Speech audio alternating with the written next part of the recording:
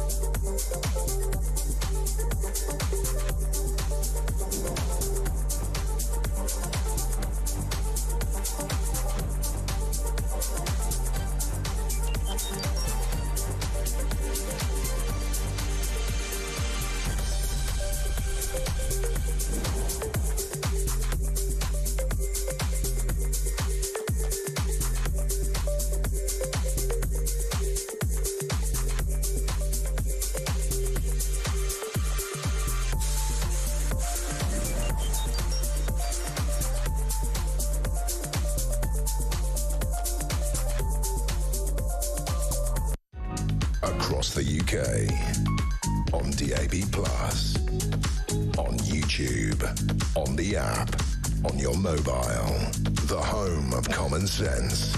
This is Talk.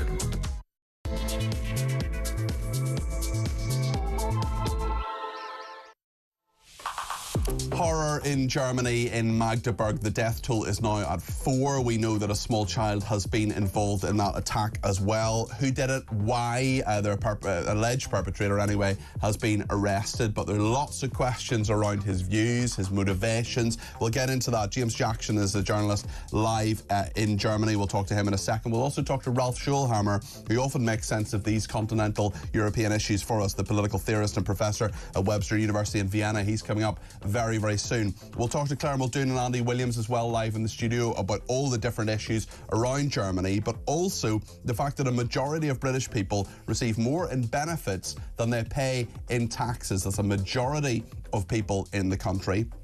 We're thinking about Keir Starmer as well. He says he's no regrets about the decisions he's made. And fury as the Sarah Sharif judge. This is the little girl, 15 different opportunities lost to save her. Well, the judge says the press cannot be trusted to be fair, as he has controversially blocked the identification of professionals who've been involved in missing the opportunities here. So we can't actually hold people accountable because a judge says we can't. I don't know about you, but I thought we lived in a society with free speech. I'm pretty outraged by that. Let me know your thoughts on any of this. 0344 499 1000 is the number to call. You can text me 87222 with the word talk in your text. You can tweet me at talkTV or follow me at Peter Cardwell. And remember, the main number does three things. You can send me a voice note, less than a minute, please. Tech Up Dave will play them out. You can also send me a WhatsApp text message or give me a ring on 0344 499 1000. We'll talk to Philip Kisley as well, one of my favourite guests, a senior fellow at the New Culture Forum, about all of this, all of what's happening in Germany. We'll talk about the psychology of Christmas gifts, about Biden and Harris and what's going on with America. Oh, they're back from the brink of their problems there with a bailout, and indeed with the government shutdown. And we'll talk to a teacher about Christmas gifts for teachers. What should you give them and what should you not avoid, perhaps? What do you think Starmer's biggest regret should be? We're asking you that question as well. As I say, the number to get in touch, 0344 499 1000. He says he has no regrets, but what do you think should be Starmer's biggest regret over the past 5.5 months? Let me know your thoughts, 0344 499 1000. Stay with us here on Talk. Plenty to discuss between now and 12:30. Well, I'm sure you have by now heard the absolutely horrific news from Magdeburg in Germany. Dozens of people have been injured in a deliberate attack on a Christmas market. Now, a friend of mine was actually at one of these Christmas markets, not in Magdeburg, but in Frankfurt. And it's really interesting because she saw and indeed sent me a picture of what was outside the Christmas markets. And I think I can perhaps show it on screen now, actually. It showed you the things that were not allowed in the Christmas markets. There are often bollards that are there. There are, guns, knives, horns and sprays and so on not allowed. Knuckle dusters is on their screen at the moment if you're watching. It's saying what's not allowed in those Christmas markets. And this is a horrendous echo of what happened 8 years ago when there was another attack there. For the latest on the attack last night, where about 15 people are said to be badly hurt. 4 people we know now have died. Let's get the absolute latest from a journalist in Germany, James Jackson, who is with us now. James, no doubt Germany absolutely reeling from what is happening and reaction politically, I'm sure, as well. But from the people in Magdeburg, presumably complete horror that this has happened. What do we know? Absolutely. So I think this is actually one of the strangest stories that I've covered in my time in Germany, because this attack happened the day after the 8th anniversary of the Breitscheidplatz attack in Berlin Christmas market by an Islamic State-inspired terrorist. But it appears that this suspected attacker, has the exact opposite ideology. He's someone who fled from Saudi Arabia because of fear of persecution. He was initially from the Shia minority, but actually had become an atheist, an ex-Muslim, and a huge critic of Islam, and even a supporter of Israel. I have to say, I received this man's manifesto back in April, or at least part of it, not the entire thing, which was published exactly after the attack. So it appears that he scheduled the tweets that he sent out. He was actually very prominent. He had 40,000 followers on Twitter and had been making increasingly erratic posts about revenge against Germany. He appears to have had some theories that the police had been checking his mail, which, there was definitely some paranoia in play. He seemed to have a huge grudge against a different ex-Muslim organization called Säkulare Flüchtlingshilfe, which means sort of atheist secular refugee help. So it's definitely someone who believed in his own importance. And he said multiple times the entire nation of Germany is responsible for his persecution, among other things. So, yeah. It's really shocking. Very strange. What do we know? Really surprising. What do we know about the attack? And people who are perhaps just waking up to this maybe missed the news last night. What do we know about what actually happened last night? Because we're not showing the footage in terms of the car careering into those people, because it is horrific and it does show people dying. What we are showing on the screen is the police apprehending the alleged perpetrator, and the scenes around there, and also the live scenes from the Christmas market as well. But just tell us what actually happened. Yeah, the footage is absolutely shocking. There's some security camera footage that's been going around the internet, and you can see really that this car, this black BMW, which the perpetrator, who is reportedly a doctor, who actually worked in the clinic where his victims are now being treated, he drove straight into the mass of people. You can see not slowing down, drove for about 400 meters, which seems to have been through the entire length of the Christmas market. And then, as you can see on screen now, he managed to get out with a severely damaged car and surrounded by police, gets on the floor. So, you know, complete security failing, it has to be said. There are even reports that one woman who was in contact with him tried to email the Berlin police. She may have actually done so, but then she also emailed Berlin, New York police with all of this information about this man threatening Germans. But this is someone who had 40,000 followers on Twitter, who's tweeting it in English, in German, and in Arabic, and some very erratic stuff that made, you know, if the security services were watching this person, as they obviously should have been, would have raised some alarm bells. So massive security failing, not just at Magdeburg, where clearly these bollards didn't work. I have, if there were any. But yes, because we know from a lot of those Christmas markets, that they do have those bollards. There's been reaction to this, of course, around the world. And Starmer here, the Prime Minister here in the United Kingdom, says, "I'm horrified by the atrocious attack in Magdeburg tonight. My thoughts are with the victims, their families, and all those affected. We stand with the people of Germany." What do we know about the people who have been the victims of this? People are still being treated. Many are critically injured. There's about there's 4 dead confirmed, one of whom was a small child. But there are reports after the event of up to 68 or even more than that injured, 15 or so critically injured. So, of course, this is a Christmas market. This is where people come with their family to celebrate, to feel happy before the festive season. And that was obviously the target of this man, of this suspected terrorist. So he wanted to cause as much damage as possible, for people to talk as much about his bizarre, paranoid fantasy ideology as possible. And I will say as well that initially after the attack, the far right jumped onto this and said, you know, we have to stop the Islamization of Europe. This is very awkward for them, including the AfD, Alternative for Germany party, because actually the suspected attacker was retweeting them. He said Geert Wilders,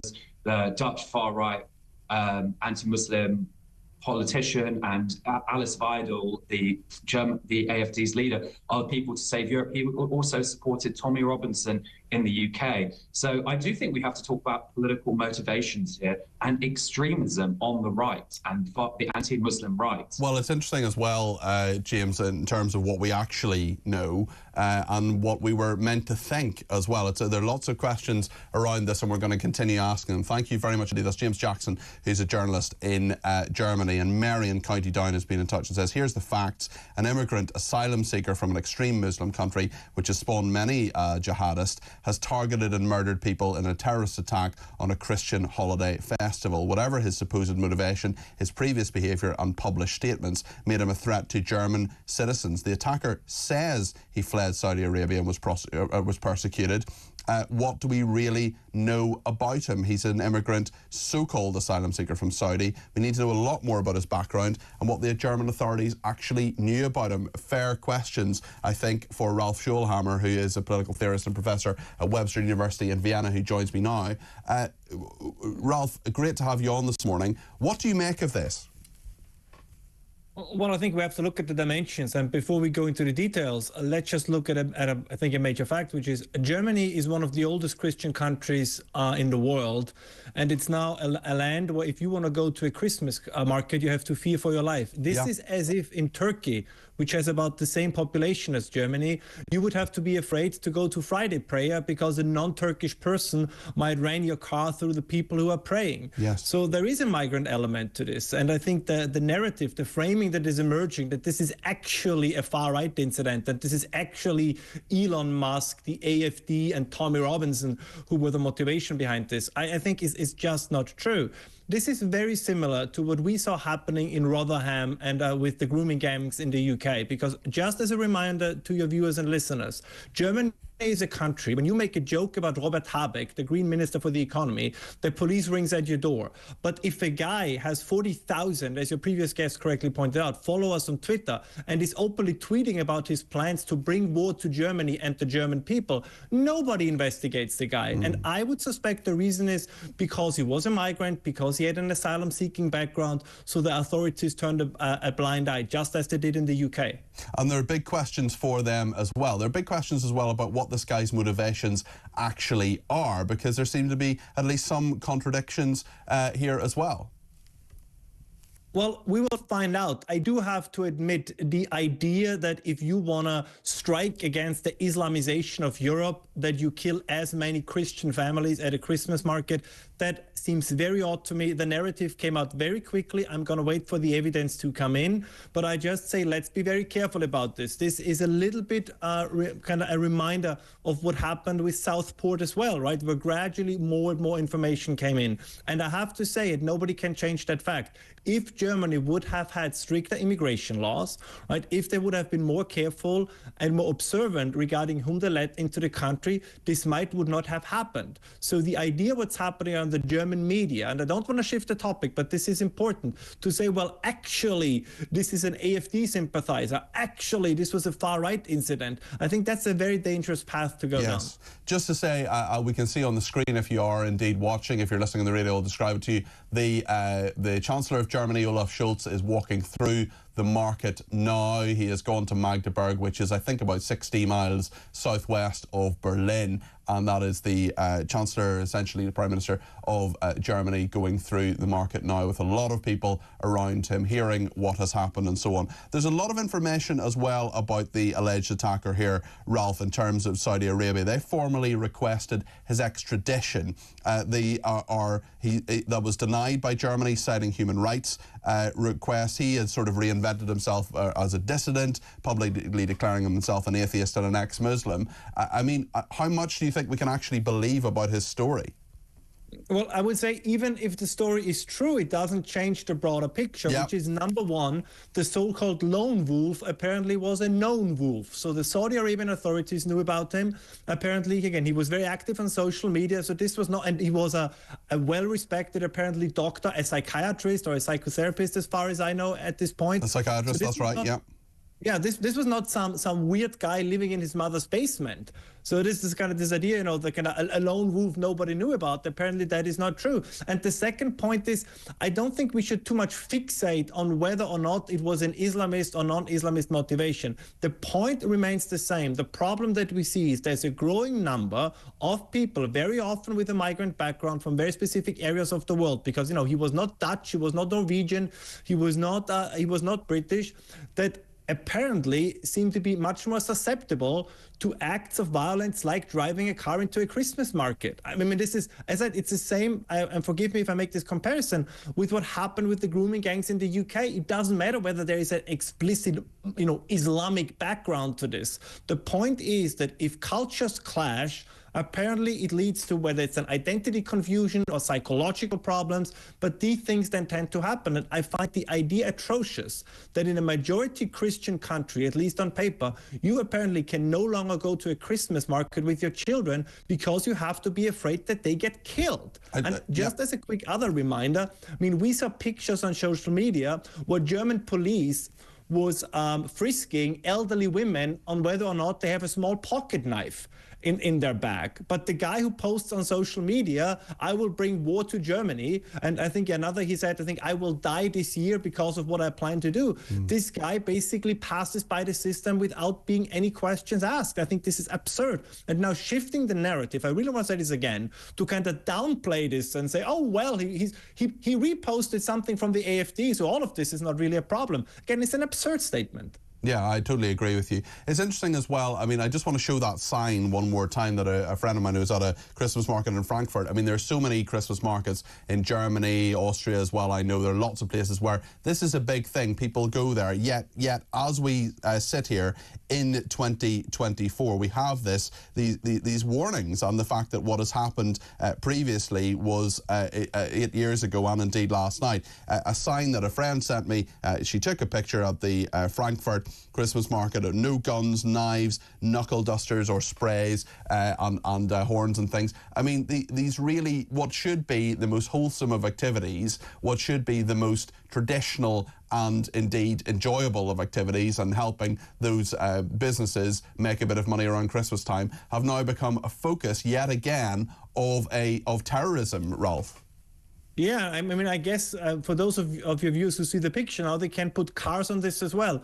And by the way, another very shameful role was once again played by the media.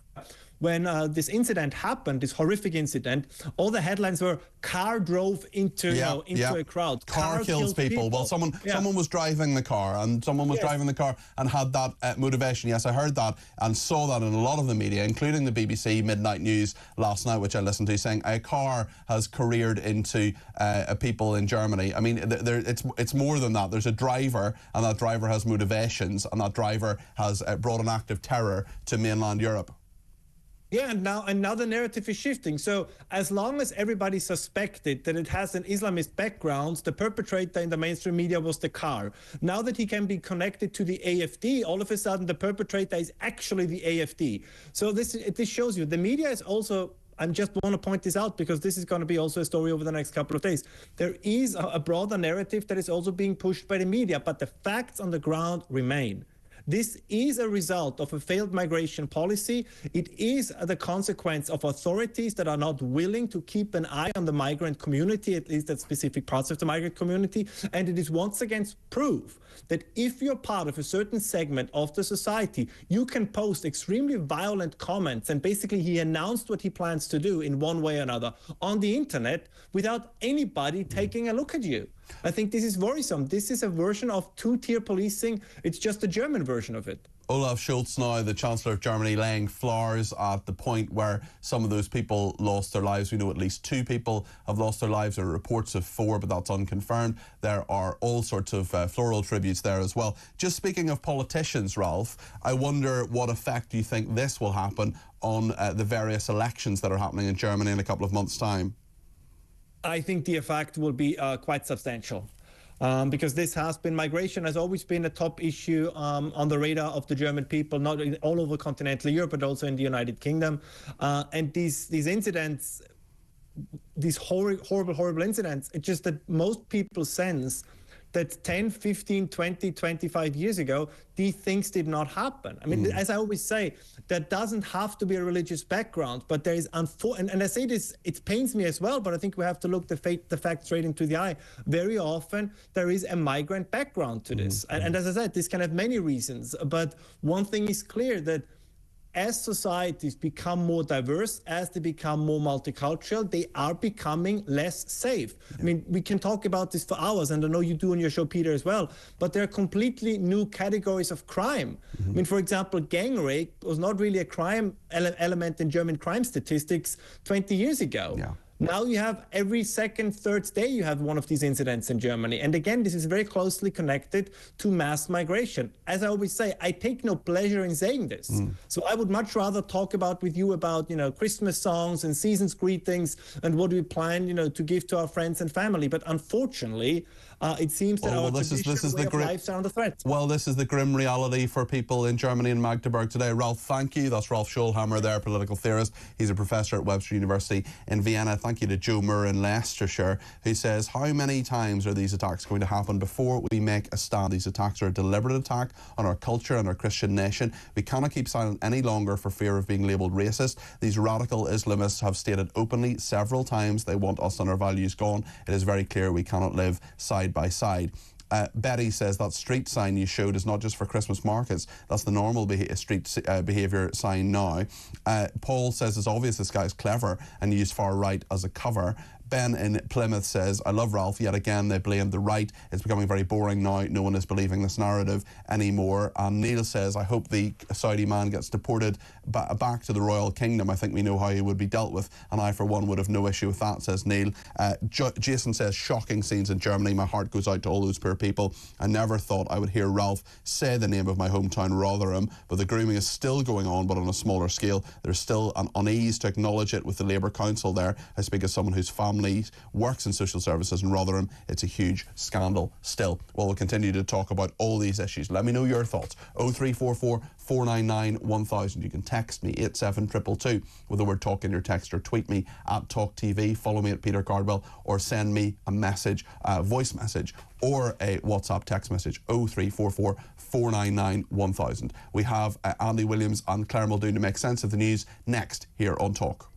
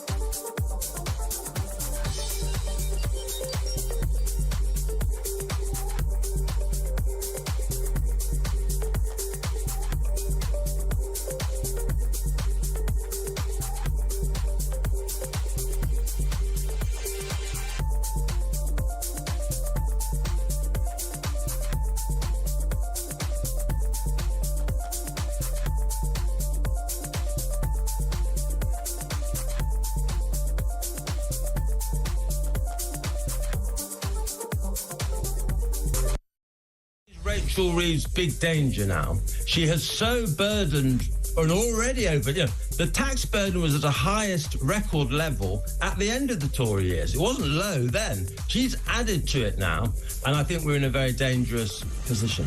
And quite scarily, the other day when Sir Keir Starmer himself was asked, does this mean you're not going to put up taxes again? He said, well, I can't rule it out, which pretty much means, yes, we intend to.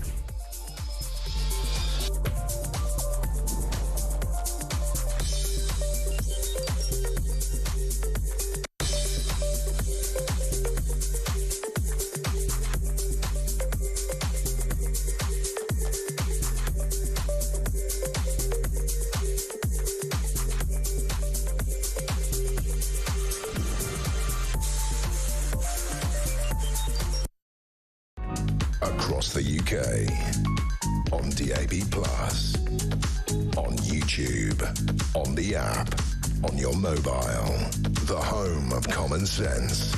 This is Talk. Well, I'm delighted my newsettes are here to discuss the news with me this morning. I've got Claire Muldoon and Andy Williams. Great to have you in the studio. Very Merry Christmas to you.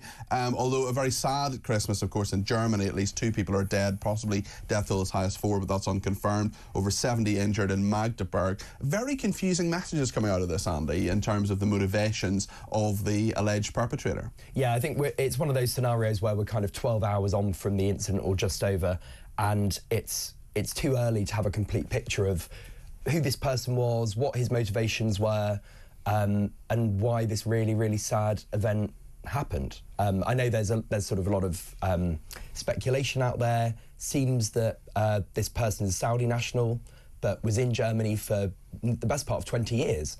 And so actually, my immediate takeaway, beyond the fact that it's a really horrific incident and extremely sad, particularly at this time of year, is let's not allow people to weaponise this in a political way, which I think is inevitably what we're going to see, particularly given the rise of the AfD in Germany.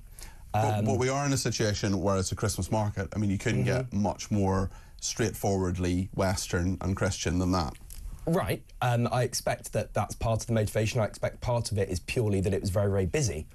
But I'm really concerned about the idea that what's effectively a neo-Nazi party in Germany, in the AfD, are going to use this to build on the progress they've made over the last few years in terms of their popularity. Well, in some of his tweets, he expressed support for the AfD as well, or apparently expressed support. And this is the for Tommy Robinson as well. And this is the point because problem with this. And I just wish everyone would just stop commentating on it, stop giving their 2 tuppence worth in, because we are no further forward as to the reason why this has actually happened. And we can sit here, we can prevaricate, we can say Christmas, as you know, I'm a Christian Catholic, very observant Christian, and this is absolutely awful. The timing is rubbish. Where he did it was awful, and traditionally German Christmas markets have been the stalwart of the Christmas market. It was the 8th anniversary yesterday of a previous attack, and that was by an Islamist. And also, in this country, we have had our security alerted to the Christmas markets. So I think there's things that haven't been reported. I think there's things that are going on that we are not privy to. And I don't think it's helpful, therefore, to comment any further on it, to stoke whatever fire. The facts remain, innocent people have lost their lives at a very emotional time for a lot of people. That's my takeaway. Thank you to Jane, who's been in touch this morning. Peter, good to hear from Ralph, talking facts and seeing what many of your audience think as well. John in Spain's been in touch on the subject of people receiving more benefits than the tax they pay. I hope pensioners who have paid in to receive that pension are not included, as having paid for it is not a benefit, says John. On Starmer's biggest regret, we're asking you this morning what you think his biggest regret should be. He's saying that he hasn't had any regrets. We'll ask Andy and Claire in a second. Hi Peter, great show. Starmer's biggest regret, saying Labour are a party of integrity and readiness, says Kev in Poole. And Christmas wishes to me and to Jack and all your audience from Shane in Sydney. Appreciate that as well. Maybe I could ask you actually just briefly what you think Starmer's greatest regret should be, or has he got absolutely everything right, Claire? He's a robot, he's unemotional, he's narcissistic. How can he possibly even know what a regret is? And enough about Andy. What about Keir Starmer? I'm joking. I'm not a robot. No, you're not. You're narcissistic, though. I'm joking, says someone. We switched you on this morning, then. Oh, no. Oh, someone comes round every morning to plug me in. We love you, Andy. What do you think Starmer's biggest regret should be? Should he have any? Of course he should. I mean, it's nobody, even the most enthusiastic Labour supporter can't seriously, credibly sit there and go, everything's been brilliant, it's been perfect, we're smashing it out the park.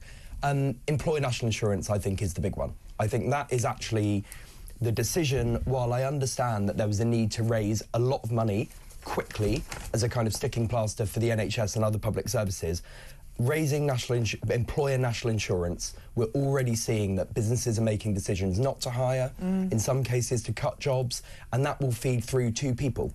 You know, the argument was it's a tax on business, not on individuals. Well, it ultimately is a tax on individuals, and I think that will cause sort of short to medium term damage to the economy, and I think that's the biggest decision they've got wrong. Just to say, the latest news is that the number of people killed in the Magdeburg Christmas market attack has risen from 2 to 4. That's German media confirming that 4 people have died. We know that the number injured is more than 200. That has risen from the original figure of 68, and 41 people have been seriously injured. That's up as well, and perhaps that will increase. We'll bring you right up to date with everything that is happening there right throughout the programme between now and 12:30. We'll also continue our discussion with Claire and with Andy after the break here on Talk.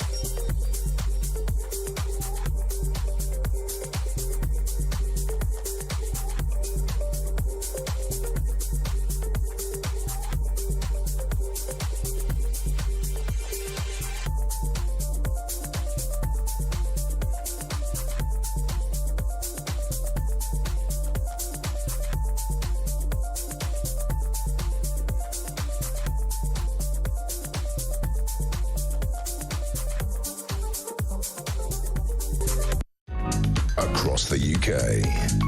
On DAB+, on YouTube, on the app, on your mobile. The home of common sense. This is Talk. Thank you to everybody who has been in touch, including Jason in the Lake District. He says, Andy talks about the threat of the AfD. How about the threat that the wet left-leaning governments of the last 20 years across Europe who have encouraged the third world to move into it? People like Andy fail to acknowledge the blindingly obvious. We also have, I'll put that to Andy in a second, we also have someone who's been in touch on Twitter. Let me just find it here for a second, who's also been in touch, who talking about what Andy says. What an utter disgrace Andy Williams is. He just contradicts himself by immediately politically weaponising this German market tragedy after having said nobody should weaponise this event. Extraordinary lack of self-awareness. Andy? No, I wasn't weaponising it at all. I was merely making the point that certain groups and parties and people with an agenda shouldn't use this for that reason. I mean, we haven't had left-leaning governments across Europe over the last 20 years. Germany was governed by the CDU, which is a right-wing party. The UK is being governed by the Tories, which is a centre-right party, so I don't think that's true either. I just think we need to be really, as Claire said, it's way too early to make any comment on the motivation or the reasons behind this. We don't know. We can't get inside this person's head. Well, perhaps Ranga, who is in, who has contacted me on Twitter, has some interesting thoughts on this. Perhaps you'd agree with this person. It doesn't matter what colour he is, it doesn't matter what race he is, it doesn't matter what religion he is. He purposefully drove a car at innocent shoppers in a country that welcomed him in. That's all the facts that are needed. He is a terrorist. Billy Bunster has been in touch to say Ralph Schulhammer saying how it is, and good to see the Prime Minister of Germany there already. The British Prime Minister would be somewhere not in GB. People talking about never hear Keir, as he's sometimes known. Another texter says, Claire Muldoon, if I could give her a huge Christmas hug for just being my favourite guest. The person says, which is nice. Michelle says, I'm a little confused. If this man was anti-Muslim, why was he attacking a Christian market, Christmas market? I'm not sure that washes with me, but we'll see. I don't believe any mainstream media or government anymore. We've been lied to too often. That is the developing news, that the number of people killed in Magdeburg Christmas market has risen from 2 to 4, according to German media. The number of people injured has risen to more than 200, and of those, 41 have been seriously injured. Andy, do you have a final thought Just on this? very quickly, yeah. And I agree with your listener who said that it doesn't matter what race, nationality, whatever this person is. The point is, it's a horrific act. But if it is somebody who has been living in Germany for 18 years, who is a doctor, who is potentially a psychiatrist, a highly qualified, presumably intelligent individual, I genuinely don't know, what do you do from a policy standpoint to stop things like that happening? How do you tackle that? Claire, final thought on this? I don't think you can. And if we go on to talk about the sheriff, that poor girl who was murdered by her parents, I don't think you can prevent that from happening either. And I've always said, all the mishaps, all the atrocities that happened in the Baby P case, and this case as well, you cannot legislate against evil. No. And that, at the end of the day, is what it is. It's not a mental health condition. It's not a fundamentalist terrorist act. It could be, but I think it's inherently cuts through everything else. Evil. Completely agree. Just as a final thought on this, and then I want to ask the others about the Sarah Sharif aspect as well. The friend who sent me the photo of the sign that we've been looking at of the Frankfurt market, she's been in touch to say that the Frankfurt market wasn't just attended by white European people of a Christian background. There were many immigrant, clearly Muslim families queuing for food. She says, she just messaged me this, she's listening to the programme, buying candied almonds, riding carousel, immigrants integrating and enjoying centuries-old European customs and entertainment. We don't know the ethnicity of origin of those killed and injured last night, but everyone visiting the market was equally vulnerable. Terrorists don't care about who they murder, just as the IRA and other Irish Republican terror groups killed many innocent Catholics in bomb attacks on town centres, shops and entertainment venues. We're going to continue we're going to continue to talk about this, but I want to talk about another story now, which is that the judge in the Sarah Sharif case, this is just absolutely a horrendous attack on free speech, in my opinion. This is a very interesting story that the judge says the press cannot be trusted to be fair. He has imposed an anonymity order. This is on the, you remember the Sarah Sharif case, the little girl who was essentially beaten to death, tortured to death by her father and stepmother. Absolutely horrendous, and an extraordinary sort of broadside, Mr. Justice Williams says he imposed an anonymity order to prevent, as he puts it, a virtual lynch mob because he did not believe the media could be trusted to report matters in a fair, accurate and responsible way. This is the High Court judge controversially blocking the identification of professionals in the Shara Sharif case. This harks back, I think, I'll get the opinions of Claire and Andy in a second, but this harks back, I think, to what happened to Sharon Shoesmith, who was the head of Children's Services, I think, in Haringey Council, when the baby P was murdered. There was his mother was jailed, and Sharon Shoesmith was sacked by Ed Balls. And what you can say what you like about Ed Balls, he did that, and that was a good act. She got compensation for doing so. I 100% think if you're the head of Children's Services, you should at least be considering your position, if not resigning, if not facing charges, if not facing criminal charges in regard to this. What do you think of this judge, Claire? Right, so there's a lot actually to unpack here, and whilst I take your view, your name is on the door and it's your show, I don't necessarily agree with you on this point, and I'll tell you why. The judge, I don't think, should have said, I think the reasoning behind what he said and what his actions have concluded is that we don't want the situation in Batley, the headmaster, having to go into hiding. That's not good. We don't want anyone to be vilified by the court of public opinion. Look what happened to in the riots, right? Britain's like a tinderbox at the moment. People are very, very, very, they're feeling unsafe, they're feeling untrustworthy of politicians. They're also feeling quite vulnerable. And I think he's quite right not to say that he doesn't trust the mainstream media with the facts. Whilst a big part of me thinks that's a slap in the face to the word of truth and to seek the truth and to get a way out, the other part of me then thinks, well, by not releasing these names, we are not going to promote a lynch mob. People will have safety in their homes, and we have to trust in the system that, as you quite rightly said, Peter, that heads should roll. Things obviously were overlooked, but I don't think it's in the public interest for us to know the names of those professional individuals that allowed, maybe not directly, but they actually allowed this to happen because there were things that were missed. Okay, Claire, I fundamentally and wholeheartedly disagree with you because of one of the points that you've made, which is what you say, we've got to trust in the system. Yeah. The system got us to this point. The system was meant to work for Sarah Sharif. It didn't work. And now there has to be accountability. And what we've seen time and time and time again is that there's an inquiry. Lessons will be learned and people aren't held to account. Now, if they don't want to put the names in the public domain, maybe I can live with that, but I'd like them to be in the public domain. But what I would like is a guarantee, and I just don't think we can trust the system in this regard. You can't guarantee that anything like this will not happen again. Well, I know, but at least if people saw those people losing their jobs, at least if they saw public accountability, transparency, sunlight is the greatest disinfectant. No, it's not, because it's the pressure that these institutions are under. They've got loads of transient staff coming in, coming out.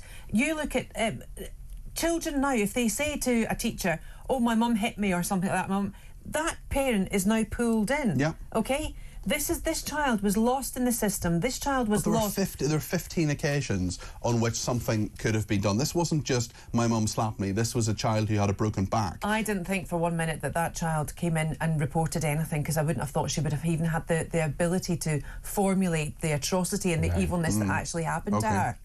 Andy, what do you think? I broadly agree with Claire. I do think it's really complicated. But the judge's point about a virtual lynch mob, you know, in our media ecosystem now, when the mainstream media reports a story, it will be reported from a variety of different angles, and then that is funneled into social media. And that, I think, is where, I think you said the word tinderbox, Claire, funneled into social media, where the facts get distorted and people start whipping things up, and we saw it with... Well, the facts are very clear. The facts are very clear in this. I mean, on the face of it, okay, with the facts that are in the public domain already on Sarah Sharif, I think it is completely disgraceful that the head of Children's Services and the head of the council that were responsible for this have not resigned. That's really straightforward. And they should. I agree with that. But they won't. But we don't need to... What? Because we don't know their names? Well, that's part of it. That is part of it. Peter. Public demand, if you say to people, politicians know their names, then we talk about it. There was a petition to get rid of Keir Starmer. Yeah, but that's different. You know, he's democratically elected Prime Minister and he hasn't been involved in this.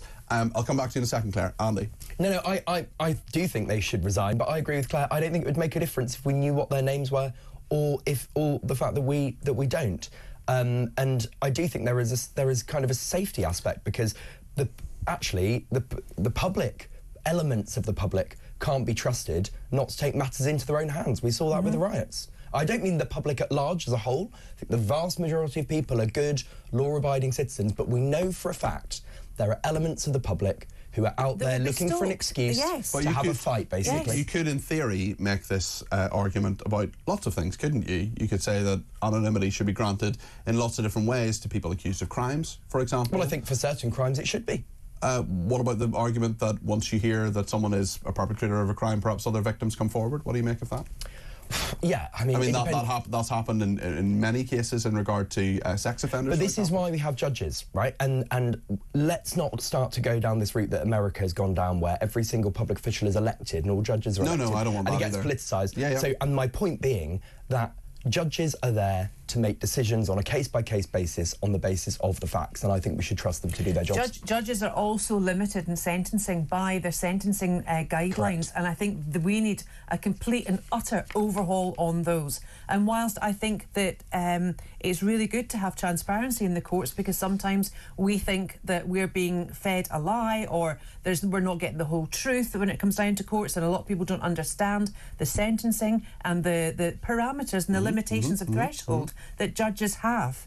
I think we need better understanding of that. But I think the sentencing guidelines in this country are bordering on becoming a joke. And I think the judges really ought to have to look at the whole panorama, look at the whole vista, because sometimes, actually, judges are human. Did you know that? And they can actually make mistakes. Absolutely correct. We can certainly agree on that anyway, Claire. Claire and Andy will continue to be with me after the break. Let me know your thoughts as well. 0344 499 1000 is the number to call. We're also asking today, what do you think Keir Starmer should regret? What do you think his biggest regret should be? He says he has no regret. Je ne regrette rien. Stay with us here on Talk.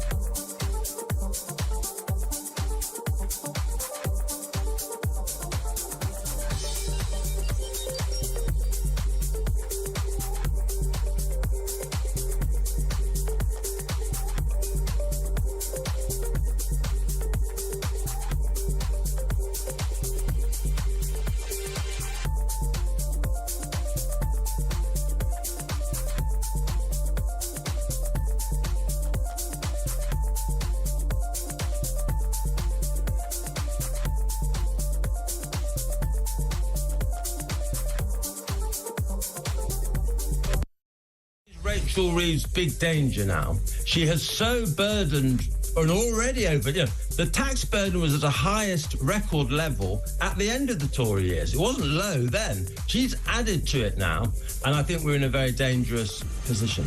And quite scarily, the other day when Sir Keir Starmer himself was asked, does this mean you're not going to put up taxes again? He said, well, you know, I can't rule it out, which pretty much means, yes, we intend to.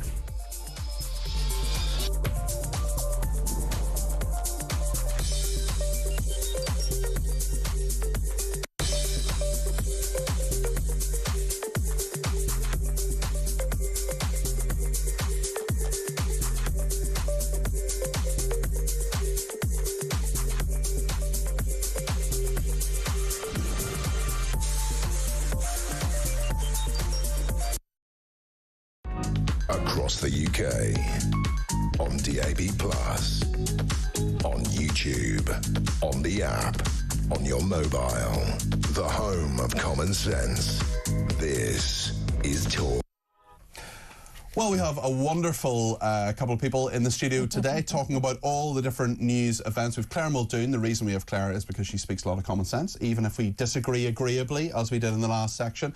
And Andy speaks a lot of common sense as well, but he's here mainly because... It's the most wonderful time of the year.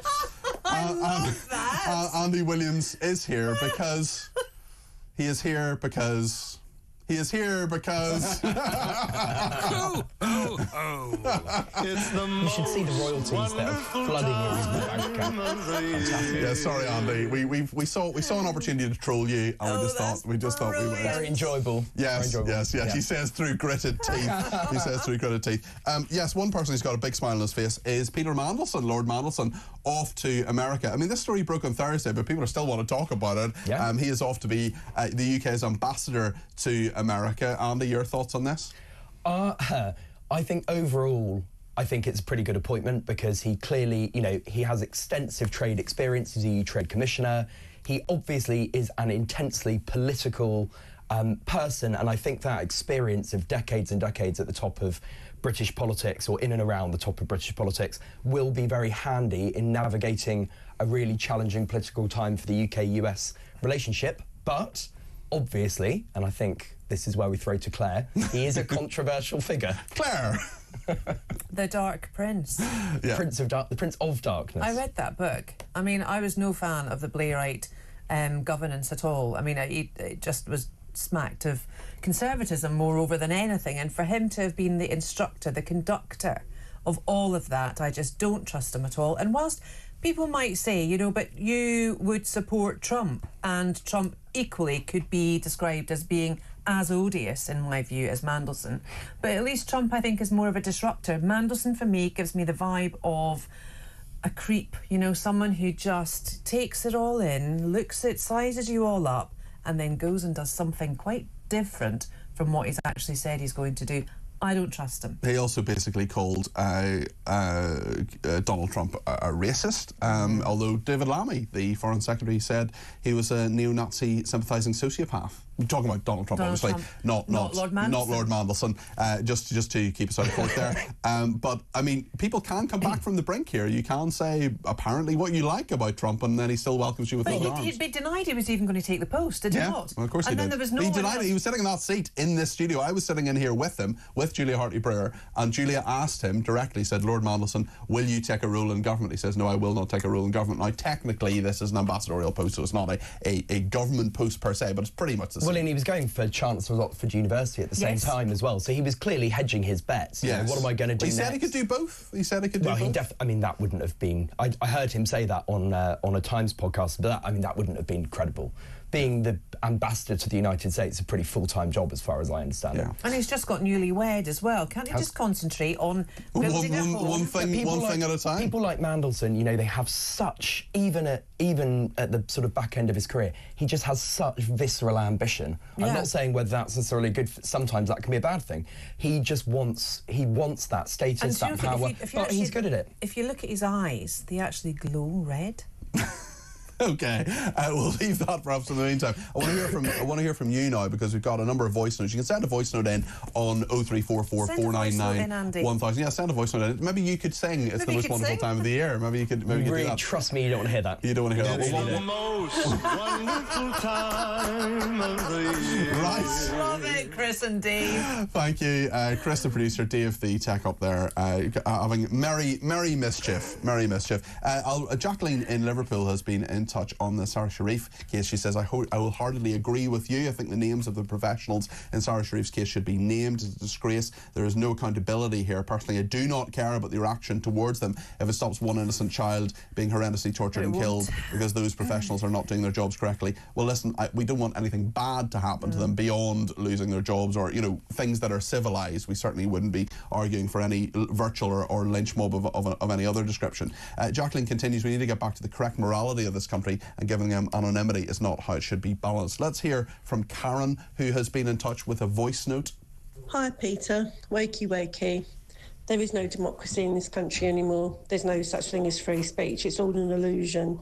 This judge should be held to account, don't care who it is, and any other professional that placed this child in danger. And as for the German market attack, which was absolutely horrific, they've achieved their aim. They've stopped that Christmas market. They're putting fear into Christians all around the world. We need to wake up. It's going to happen in England. It's not if, it's when.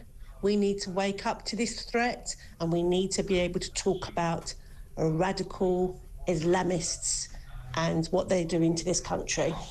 We can certainly talk about it in this session because we are the home of free speech, no matter what that judge says. Kate has been in touch as well with a voice note. Morning, Peter. Kate from Leeds. I'm just fed up of hearing everybody saying about the far right. The far right. What about these who are committing these atrocities all the time? The far left. What about them? What about them killing children, innocent people, because they want to change a world?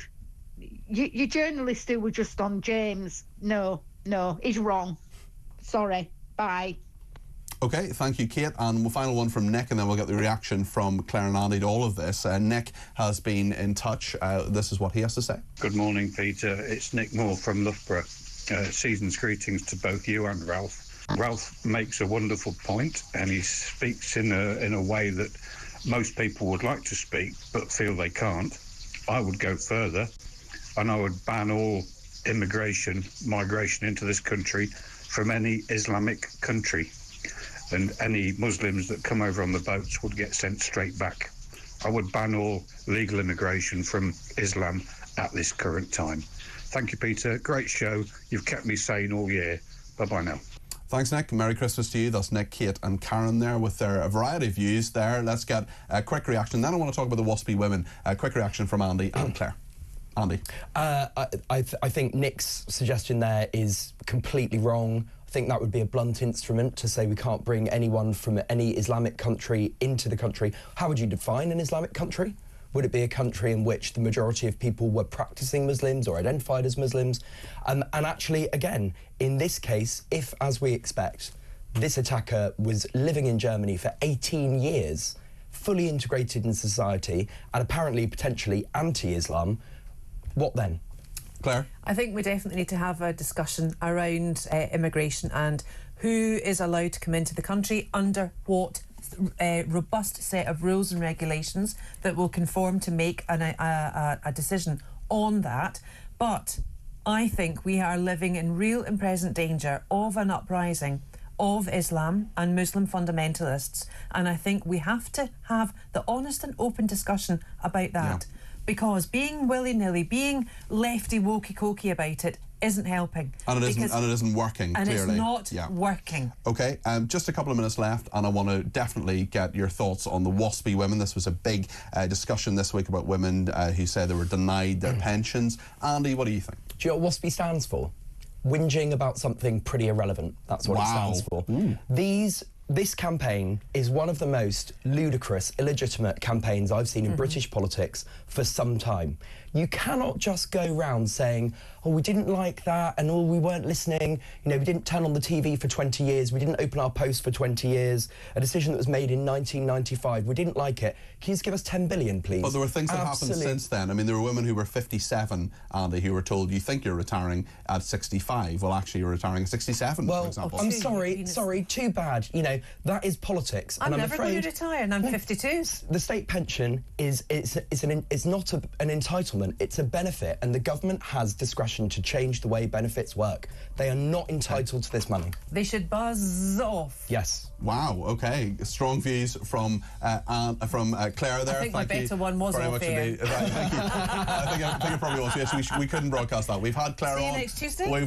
So I'll have that from Claire because she's See that. okay. We've had Claire on Doon because she speaks sense, and we've had Andy on because it's the most wonderful time of the year. He's attempting to smile now. He's going to slap me during the news. Listen, thank you both very, very much indeed. We'll talk to Philip Kisley in just a second about these issues in regard to Germany, in regard to Starmer as well, and the gagging in regard to the people who have been responsible and involved in the Sarah Sharif case as well. Let me know your thoughts. 0344 499 1000. Stay with us.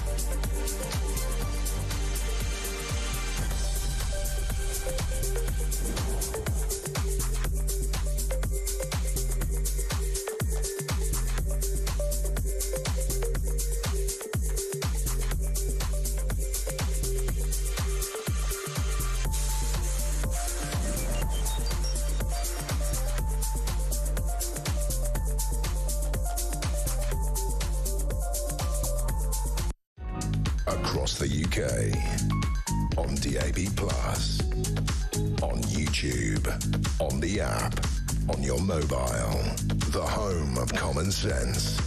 This is Talk.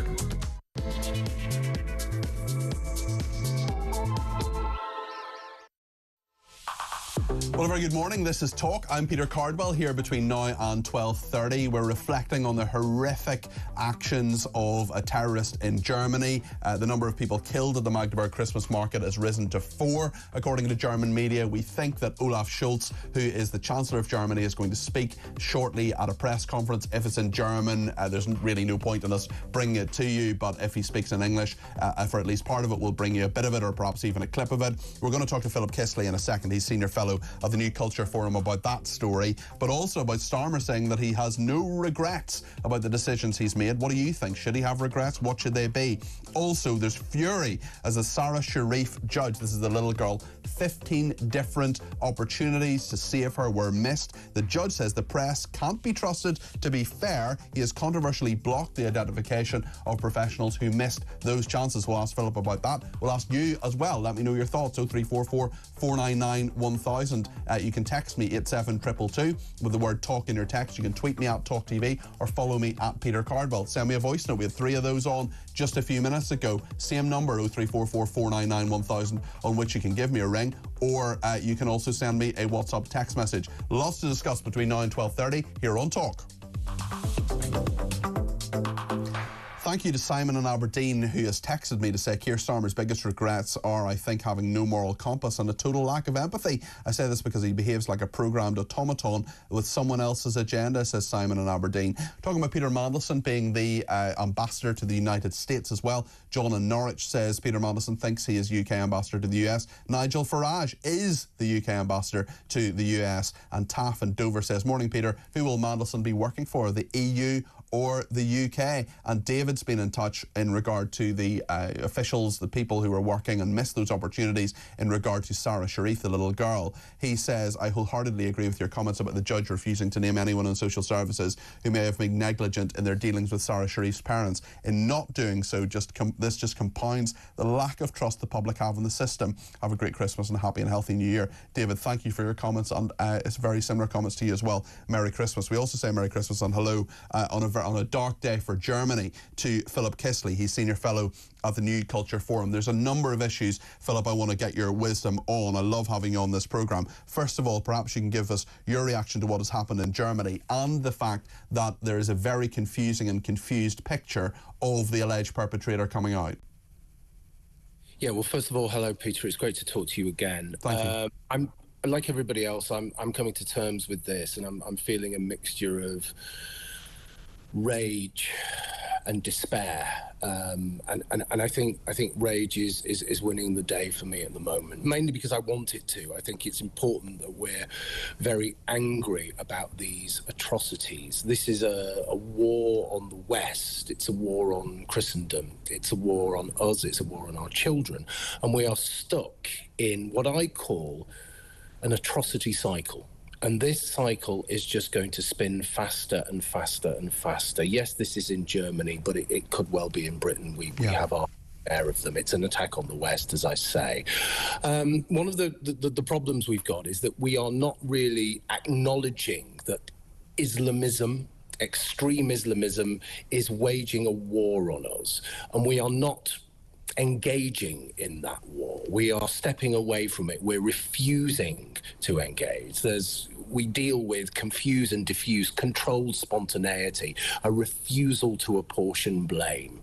Now, a society that refuses to apportion blame when a particular radical group of people are butchering its children like meat at an abattoir is a society that is going insane. It's a society that's at the end of days. So we really need to think about who we are, what we are, and how we react to the most sickening violence within our borders. And this is about thinking about two things, Peter, really. One, I think, as your previous guests have said, it's obviously about radical Islam and where Islam sits in our society. But two, it's also about mass immigration. And we have to think about this person who allegedly came to Germany in 2006 from Saudi Arabia. Why did he get into Germany? Why did he come to Europe? Who's responsible for opening the doors? And I think there are a lot of questions as well, Philip, in regard to how he portrayed himself, what he said he was versus what he was. And I don't think we can take at face value, nor should we, because if anybody engages critical thinking as you, Philip, how he portrayed himself versus what his actual thoughts, motivations, considerations and actions actually were. Because Saudi Arabia wanted him back, they alleged all sorts of very tricky things and very difficult and very serious charges against him. He said essentially that he was helping people flee a regime. We just don't know, and okay, it's less than 24 hours, and the picture that we're building of this suspect is a confused one. Yeah, I mean, it's confused, it's confusing, it will get worse. But there's an element of gaslighting going on here, I think. There's this sense of, oh, well, we don't know. We kind of do know something. We know that... But what do we know, Philip, from what you've read and considered about it? What do you think we can say definitively about this suspect?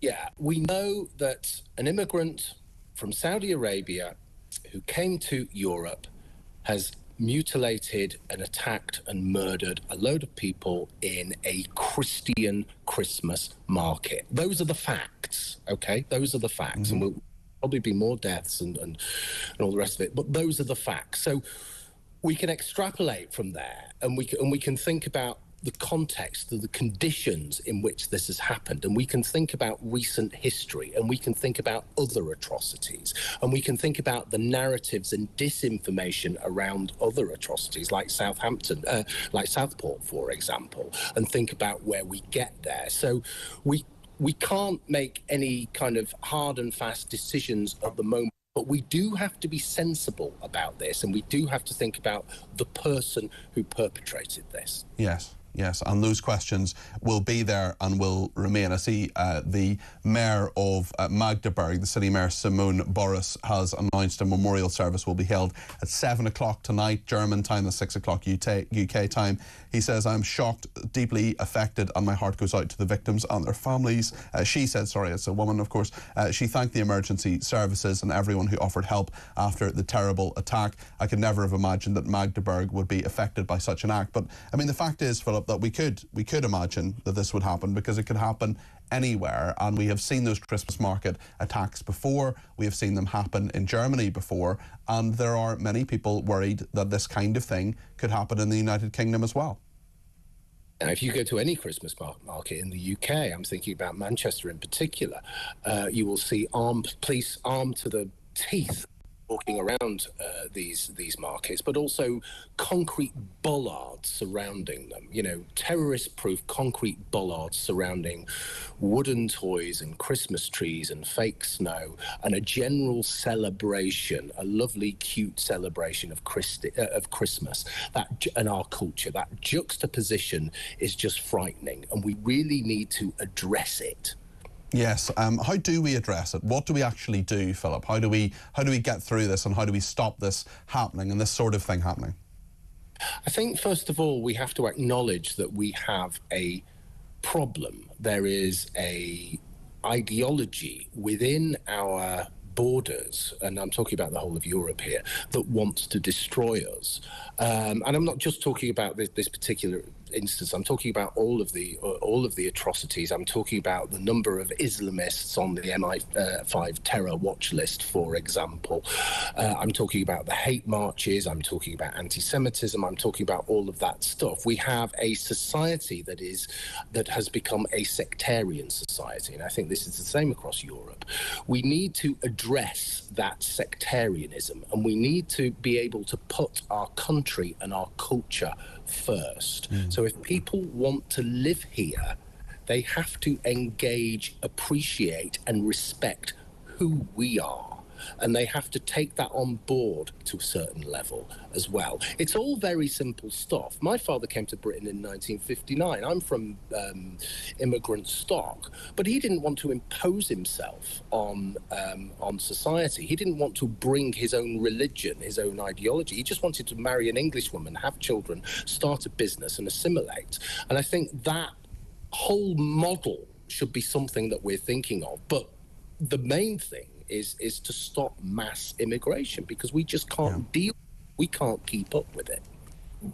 Well, thank you. Just to say that on the screen at the moment you can see that Rainer Hasselhoff, who is the state minister in the area that this happened, is speaking at the moment. The Interior Minister, essentially the Home Secretary of Germany, Nancy Faeser, is due to speak soon. We'll perhaps hear from Olaf Scholz as well. If they're speaking in English, if Olaf Scholz, the Chancellor of Germany, speaks in English, we'll take a little bit of that with you. But I just want to continue talking to Philip, especially as we've received a message from Benny in Belfast, who says Germany, Britain and France have suffered horrendous terrorist attacks by radical extremist Muslims. Other European countries are experiencing almost no Islamist terror attacks or threats at all. Countries like Poland and Hungary, where there are very few Muslim immigrants. Those countries are also the safest places for Jews to live and visit in Europe. I mean, Philip, Benny in Belfast is absolutely correct. Yes, and I mean, this is what I've been saying for a long time, and my father was Hungarian. So I'm very familiar with Hungary. I'm very familiar with the culture there, and I've been engaged professionally with Hungarian culture as well.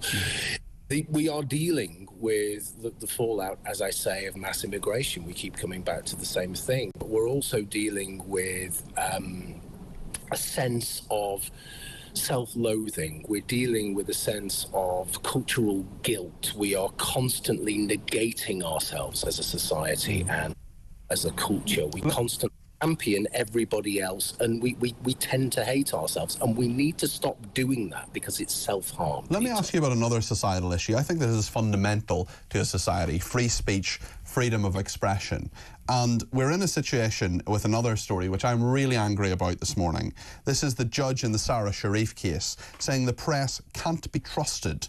To be fair, he has controversially blocked the identification of the professionals. They missed 15 opportunities to save this little girl, Sarah Sharif. And now High Court judge says he has imposed an anonymity order to prevent, as he puts it, a virtual lynch mob, because he did not believe the media could be trusted to report matters in a fair, accurate and responsible way. That, to me, shouldn't be his decision to make. Philip, what do you think?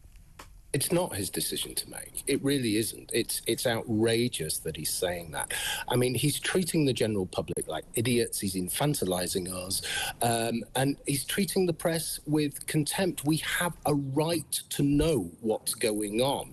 If you think about the unrest earlier in the year, when we'll talk about Keir Starmer in a moment, because people were concerned, they weren't listened to, they weren't given correct information, so they took to the streets because the disinformation around Southampton and Southport, yeah, and the lack of information and the downright censorship absolutely drives people wild. Now, we need to know about this, because if people at the sharp end are not picking up on obvious, terrible abuse, then we need to know who they are. But also, if they are picking up on obvious and terrible abuse and they're reporting it further up the line, we need to know about that too, because then we can think about these systemic errors and this systemic prejudice. We can't do any of that. But the worst thing about this is this judge is just so completely out of touch. Okay, you can put it's almost like putting a D notice on the mainstream media, isn't it? But you can bet your life those names will be in and around social media, on X, TikTok, and all the rest of it. And if you're talking about conspiracies, my God, it just... Well, it'll make people even more determined to get those names in the public domain, and it will mean that, you know, there is a very clear way now, I think, that actually the facts in regard to who is responsible can be put in the public domain very easily, very simply, and very straightforwardly. And then people can use their critical thinking and make their minds up as a result. What will happen now, as you correctly say, Philip, is that the names will get out in ways that are not straightforward. There is no control over it. There is no legality in some of it as well. And this will absolutely fuel all sorts of conspiracy theories in a very straightforward case of neglect, of the fact that those people, I mean, there shouldn't be a discussion about whether they should consider their positions. They should all be resigning anyway. Yeah, I mean, this is about wrestling to control the narrative, isn't it? And we're talking about Germany, we talked about Southport. It's all the same thing. Yeah. We will give you some stuff, and we'll trickle it out. We'll give you what we think you can handle, and that's so unbelievably patronising. What we think you should know, because this is our narrative and we want to control it. And anything else is conspiracy, it's hatred, it's Islamophobic, all the rest of it. That really isn't the case. People want to know what's happening, and they don't want to be fed like porridge a controlled narrative. Thank you very much indeed, Philip. Always fascinating to speak to you. Philip Kistley there, Senior Fellow of the New Culture Forum, on this specific issue in regard to identification of people who perhaps didn't do their job. Dorothy in East Kilbride has been in touch and says, "Good morning, Peter. I'm in complete agreement with your stance regarding the judge's decision." Claire Muldoon says we should trust the system. For the public to trust the system, it must be open and honest. They should be named. Perhaps if people in their position know they will be held to account, they would do their job, for goodness sake. Thank you very much to Leslie as well, who says we need to know those in Sarah's case, not to riot, but to see them held to account for letting the little poor girl down. What absolute rubbish this is. And we'll talk about this more after the break. We'll take your calls and messages, 0344 499 1000. Just one more before the break. From Mary in County Down, who says there is no easy way to turn the tide of terror and fear on the streets of the UK and Germany. But if we don't turn it, our societies are in grave danger. Change has happened so rapidly that governments and institutions are blindsided, yet they created this mess. Your thoughts on that too? Let me know what they are. 0344 499 1000. Stay with us.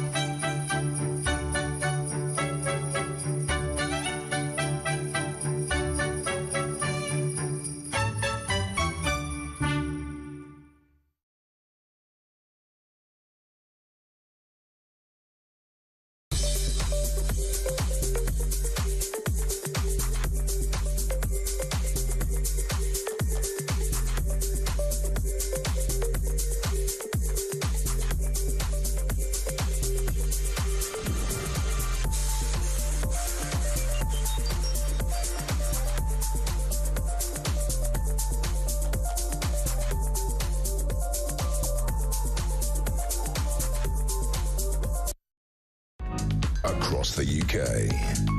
On DAB+, on YouTube, on the app, on your mobile.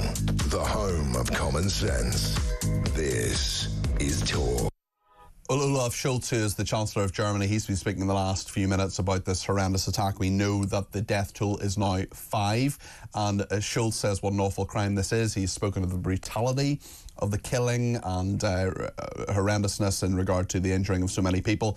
It's a terribly tragic incident. He says he's going to respond with the full strength of the law. We will see what he has said. He spoke in German, so we didn't bring it to you live, but we'll get a translation of at least some of what he says and bring it to you in the next hour or so. Saxony-Anhalt State Premier Rainer Hasselhoff says the number of people killed at the Magdeburg Christmas market attack, he has confirmed now that has risen to 5, more than 200 people injured, and seriously injured, well, that's 41 people, and we know that there's going to be a memorial service held at 7 o'clock German time, that's 6 o'clock UK time. We'll keep you right up to date and all of that. Lots of people getting in touch as well. Jay in Epping says, if it's true that the Saudis wanted this alleged perpetrator back, they knew he was a risk. Human rights and weak government are to blame again. Jane says, we need to be honest about why we need armed police at Christmas markets. Leslie says, why do we allow Sharia law in the UK? We have a law of the land and that's the only law, end of. Stop the pandering with the excuse of cohesion and diversity. Alison says the police officer that shot the man in London has had his identity put in the public domain, so the same should happen to the people who didn't do their job to protect Sarah Sharif. I think that's a very good point, and it's something that I know that Mike in Surrey has given us a ring to talk about. Mike, you're very welcome to the programme. He's given us a ring on 0344 499 1000. Do you think these officials should be named or not, Mike? What do you think? No, I don't think they should be named. I don't think the police officer should have been named. But no, I don't think these people should be named. I don't see the benefit of it particularly. Doesn't it help them become accountable? Doesn't it let us, the public, know who missed those opportunities? Them having their being sacked makes them accountable. How they're named. Will they be sacked though? And I mean, my view is that the more information you have in the public domain, the more people can make up their minds about this, and also there may be public pressure for those people to resign. They may just say, well, if my name's not going to be in the public domain, if nobody knows who it is, I'm just going to stay in my job. It's not about their jobs, is it? Well, it is to me. I think they should resign. If they've missed an opportunity, if they're given information that could have saved Sarah Sharif, it's really straightforward to me that they should not be in any job where their job is to protect children. So in your opinion, that you feel that the public opinion should be able to determine whether they keep their job or not? No, it's not about public opinion, but I know that people can put pressure on them if they have information. I also believe in a free press and I believe in freedom of speech, and I think that if you're hiding behind all of these anonymity orders, the judge is saying that we're not mature. He's basically saying you and I, Mike, are not mature enough to make our own decision on this. That's what he's saying. But then also the public, once their names are out in public, do you not feel that these people have got children? Some of these people have got children. Of course, and listen, I'm not saying for a second that we should be doing anything illegal. I'm not saying that we should be making their lives hell. What I'm saying is that people can use their critical faculties, they can write to their MP, they can look into this, we can talk about it on stations like this. Though, do they? Well, most people do. Write to their MP, people get on Twitter, and then their children, and then their families will be trolled. I'm not one of these do-good left people. I'm not. Believe me, I'm not. Yeah, sure. I'm not accusing you of that, Mike. Absolutely, yeah. But people are just nasty, spiteful. Some people are. Just people are nasty and spiteful. Not everybody. And I just can't see the benefit of me sitting in Surrey, knowing, because these people are in Surrey. Okay, me sitting in one part of Surrey, knowing the person's name in another part of Surrey didn't do their job, is no benefit to me. Them losing their job and losing their salary. As a citizen, I'd prefer to be informed, Mike. But listen, I'm very happy to respectfully disagree with you. And Mike, thanks for your call and a Merry Christmas to you. Jackie is in Manchester. Jackie, what do you think about this? I think it's absolutely outrageous. I think on various points. I think the judge's comments is an attack on the press, on freedom of speech. I think that the failure within the public sector has to be addressed because lessons learned just won't wash it anymore. And I speak as somebody who worked in the public sector for 23 years, but unfortunately, we do not have accountability. We do not have transparency. And when children are tortured and murdered, what sort of society are we? And I just worry, first of all, Jackie, I agree with every single word you've just said. And secondly, in regard to that accountability and transparency, there just seems to be no accountability. What happened in the Baby P case when Sharon Shoesmith was sacked by Ed Balls, which was absolutely the right thing that he did when he was Education Secretary and Head of Children's Services in this country. She then got whacking great compensation and moaned about press intrusion into her life. Said, oh, the press were outside my house. Well, if you're Head of Children's Services and Baby P happened, I'm not talking about innocent people here. I'm not talking about people who don't have questions to answer in this. I'm talking about people who were specifically responsible and missed opportunities to save the life of a little girl who was brutally beaten and killed by these absolute scumbags masquerading as her father and stepmother. Absolutely, and we should do everything that it takes, because if we can't protect our children, what have we become? And I'm sorry, but the fact is that if you are in a position of authority, you take the responsibility with it. And, you know, we cannot have a situation. We've had cover-up after cover-up, no transparency, and people are getting sick and tired because there's this narrative that tells us, well, you can't say this, you can't say that, you can't do this. And you can't hold people accountable. You can't say that. I mean, it's like the judge doesn't trust us as members of the public. And the fact is that, yes, there will be some people who will write horrible things online. There will be some people who may act irresponsibly. But I would rather have the information in the public domain. And also, if the police are doing their job, well, then they should protect these people anyway. The fact is that, as you correctly say, Jackie, if you take one of these roles, such as Head of Children's Services or whatever, you've got to take the responsibility for what happens, because there was no warning. This is not, there were loads of warning and the warnings were heeded. I'm not talking about people who raised the flag and did exactly what they were supposed to do and said, look, I think there's a major issue with this young girl, we need to sort this out. I'm talking about people who were negligent in their jobs, people who said that nothing needed to be done because everything was fine. There was one boss, we actually do know his name, who said that Ofsted, the inspectorate, was too much in people's lives and needed to be ignored. I mean, it just leaves me speechless. I mean, the thing is that we, in a lot of instances, we hold the public sector up to... There's more leniency with the public sector than there is in the private sector. And we need the same accountability, we need the same consequences, because the public servants at the end of the day. And if failure is occurring, we need to know who these people are. Do they need further training? Do they need to be in that job? Yeah. Do we need to understand the process? And if you don't name people, you never solve the problem, like the grooming gangs. And you're absolutely right, Jackie. Accountable. You're absolutely right, Jackie. And they're essentially saying, I am qualified to do this job, I am in this job, I'm taking the money for it. But if there's a lack of accountability, and as Penny in Essex says, good morning, Peter. Lessons are never learned and never will be. There will be another child at the moment going through this abuse, and where was her natural mother also accused of abuse, which is why she was taken away from her. Poor little soul never had a chance. Having worked in the prison service as I did, they will have a dreadful time. Good, says Penny in Essex. I mean, I think Penny makes some very, very good points there in terms of saying that, you know, if the system worked, and this is the point as well, Jackie, isn't it? If the system worked, if we had confidence in the system to say, right, okay, do you know what? You don't need to know those people's names. You don't need to know who they are, but you can trust us because we're going to deal with them. We're going to sack them, or we're going to give them further training, or we're going to move them somewhere where they're not directly responsible for these children. We're going to make it right. If we had confidence in the system, this call would not be going out, would it, Jackie? No.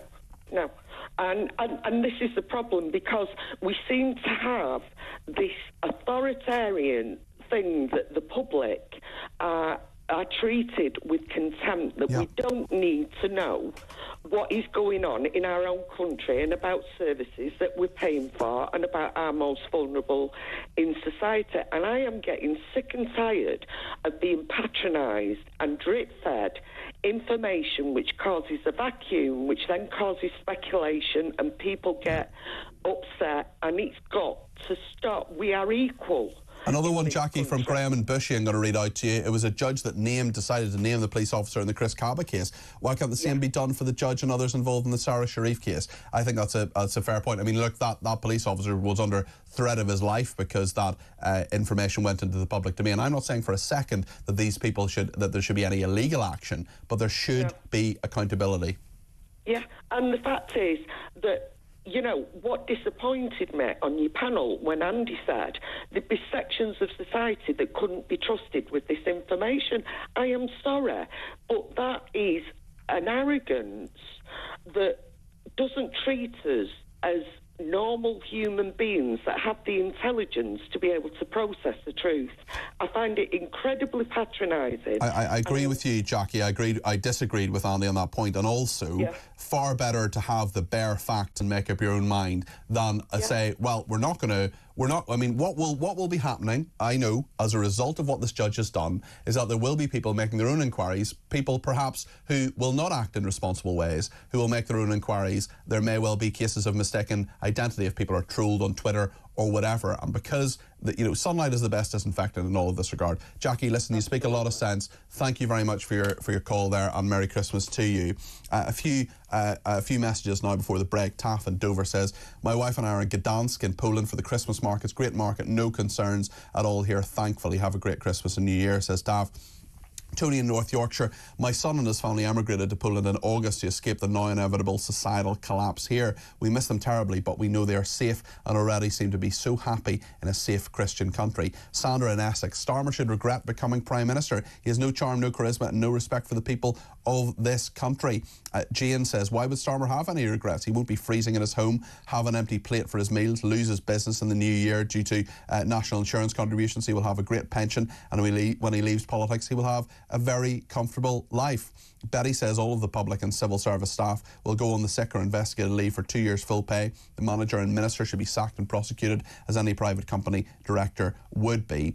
Don in Chelmsford, a little lad asked his dad for a cowboy outfit for Christmas. His dad gave him a photo of Keir Starmer in his cabinet. Nice one, Don. Who also says, on a very serious point, professionals who clearly did not do their job properly in the Sarah Sharif tragedy cannot be allowed to carry on after learning lessons. There must be consequences for failure. And Sean in Gloucester says, anonymity always absolves responsibility. People who fail in these sorts of positions never take responsibility for their actions or lack thereof. If they were named and shamed, they would have to. Sean, I agree with every word that you've just said. We'll take more calls on this a little bit later on. We'll also be talking to a couple of weeks ago, it was Small Business Saturday. Loads of businesses got in touch with us. We're going to profile a couple more of those and encourage you to purchase last minute Christmas gifts. And we'll talk in a second to Lucy Beresford, the psychotherapist, about the psychology of Christmas gifts. Stay with us here on Talk.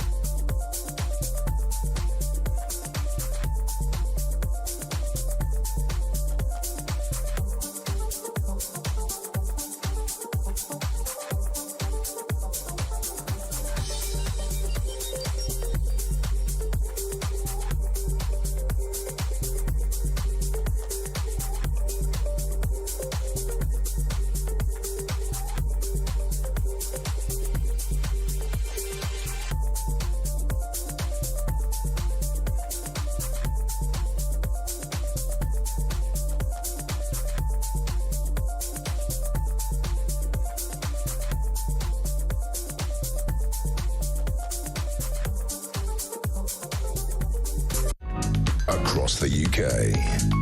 On DAB+, on YouTube, on the app, on your mobile. The home of common sense. This is Talk. Thank you to John in Northern Ireland, who says, with the Sarah case, we need to acknowledge that social services are massively under-resourced and overwhelmed. There are huge numbers of vacancies among social workers, and many are burnt out and leaving the system. Targeting individuals in media and social media will add to the problems. The government must ensure that proper and rigorous reviews are being carried out and robust disciplinary action taken if individuals are found to be negligent in this case and others. John, I agree with you in that sentiment, certainly. The problem is that there's just a lack of confidence in the system, and how we get that back, I don't know. I'm fed up being told with inquiries, you know, lessons will be learned and so on. There's lots to get into. In fact, I think we're probably going to talk about this more tomorrow. We're going to try and get a guest on this who's an expert in child protection, and we will debate this further. I know there are a few people who want to get in on the phones as well, and I'll make sure that you get on between now and 12:30. But for the meantime, I just want to take a little breath and remember that we are just a few days from Christmas, and Lucy Beresford is here, psychotherapist. Nice to be with you. Hello, Lucy. Hello. And you want to talk to us, you talked to us last week about a related issue, but there will be a lot of people going out, and in fact we're talking to a couple of small businesses in a minute about what their challenges around Christmas are and what their thoughts of the government are. But lots of people, of course, think about last minute Christmas gifts, and there is a psychology around Christmas gifts, isn't there? There is, and I'm here to tell you, please be careful about the gifts that you give. To be clear, most gifts are given with a lot of care, but the gift that you give is communication about the relationship that you have with someone. And sometimes you could actually be communicating more than you mean to. It's Don't give a vacuum cleaner. Never give an iron. Rarely give a saucepan unless you actually want them to cook this amazing meal. I think the key thing to remember is that one person's really stunning, beautiful necklace is another person's ball and chain. That actually you can get a gift and it can really trap you in that relationship. Why would a necklace trap you in a relationship? Because it's so expensive, because and it's so you expensive, feel you obligated feel indebted to the person? or it represents the relationship that you have, that they have all the power, they have all the money. So that would fall into the category of the opulent gift giver who wants to show off all the money, but is there any emotion to that? Is there any care? Because in a way, what you want the gift to demonstrate is that I care for you, I know you, I understand you so exquisitely that I've chosen the perfect gift. But there are 5 types of people who don't really think like that. So you've got the opulent gift giver, where it's all just about the price tag. And that can often... They want to show off their wealth, essentially saying, oh, look at me, I've given this very... A little bit of fiscal foreplay there. That you actually think, if I give something that's very expensive, then somehow there's something owed to me. Then you've got the real Scrooges or the Grinches, who almost wear it as a badge of honour that they don't actually either want to participate in the gift giving, I don't do gifts, or the gift that I give you is really measly, or it's really insulting. That actually that's quite a... I had a famously parsimonious relative who is sadly no longer with us, who had a girlfriend, and he spent £15 on her gift. She spent, this is a few years ago, she spent £10 on his gift, and his reaction to that was, the whole thing cost me a £5. So it's a trade, unfortunately. A lot of people do see gift giving as a bit of a trade. So don't even get me on the recycling of gifts. It kind of flies in the face of the value that you're giving to it. Well, I don't know. I don't know about the recycling of gifts. I mean, I was given a very nice bottle of wine the other day by someone who doesn't know that I don't drink. It was a very nice gift, but I'm not going to drink it. And then I gave it to someone who does drink as a Christmas present. There's a nice little bag with Merry Christmas on it and everything. A real trade there, so it doesn't cost you anything at all.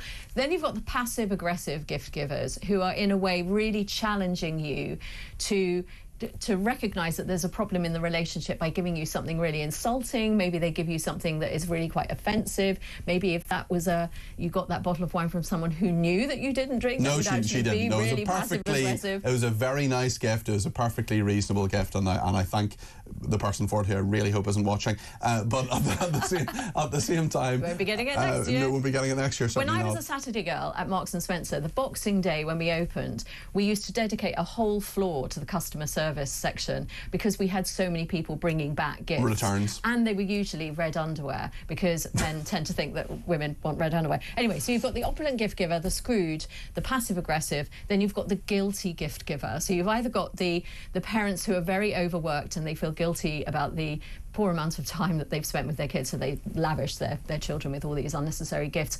Or maybe someone who's having different relationships and needs to try and sort of give gifts to different people. And then the final gift giver that you need to watch out for is the sanctimonious gift giver, who says, well, I'm not giving you a gift, I've given money to a goat in Tanzania or something, and kind of wearing. Well, I did once give that as a gift to someone who specifically said they didn't want more things. They wanted me to buy one of those. I think that's the key thing. A gift is only problematic if there's actually a problem in your relationship, yes. and then the gift will really be symbolic of that whole trauma.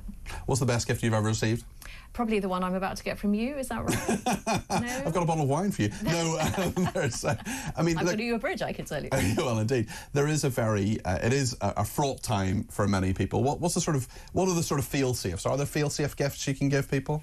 Well, no, because again, it all depends on the relationship you have with the other person. As I say, for someone, getting something really small and handmade feels so powerful and meaningful. I got my friend's lovely, and she is not of means particularly, I'm not being patronising hopefully, but she's not someone who has a lot of money, but she's someone who made me these 4 little decorations for my tree. Oh. And so far, I mean, those are the best gifts that I've received this Christmas so far. They're absolutely beautiful. She got a little glue gun out and made them and sequencing. I make chutney, lovely. and I have little jars, and I have little special wax seals, and I have a great pleasure in actually making Where's my chutney? The Christmas chutney. I thought you didn't eat. I thought you only ate sweet things. I like chutney. No, you don't. You like biscuits. I do. I like biscuits with chutney on them and cheese. Oh, great. I'll be up for the chutney. Listen, thank you very much indeed, Lucy. A very Merry Christmas to you. Will you be tucking into the turkey on Wednesday? Yes, hopefully. Yes. Excellent, marvellous stuff. And what do you hope to receive? What would be a great gift for you? Peace and love around the world. Peace and love around the world. There we are, Miss World, aka Lucy Beresford there, the psychotherapist and author. Very Merry Christmas to you, and thanks for coming in to the studio. Lots more to come, including your calls on the Sarah Sharif case as well. Quite a few people getting in touch about there. There's a foster carer I definitely want to speak to as well. We'll also, because a couple of weeks ago we did Small Business Saturday, I think over 20 businesses, was that right? Over 20, 23 businesses got back to us, said they wanted to be in some way on our programme, and we're going to speak to people, two sets of people who are involved with small businesses, because we know that they've been hammered by this national insurance rise. We also know that we need to support small businesses. Don't, last minute gifts. Go to your local shop, go to your local bookshop or your local gift shop or whatever. You don't have to buy everything off those major online retailers. Stay with us to talk to a few of those, and we'll take your calls as well. If you want to get your call in during the break, 0344 499 1000. Stay with us.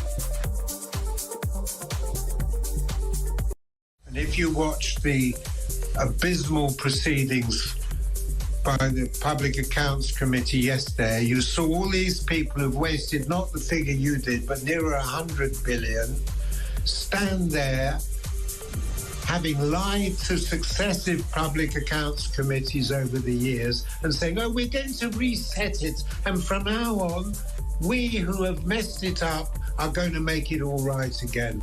I mean, I've never seen anything more ridiculous in my life.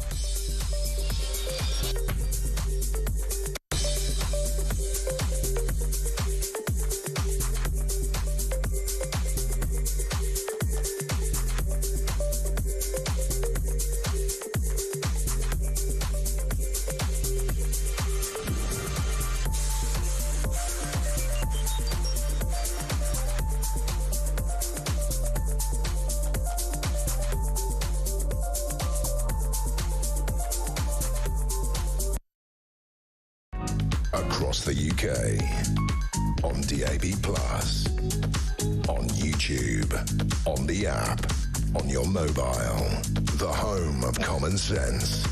This is...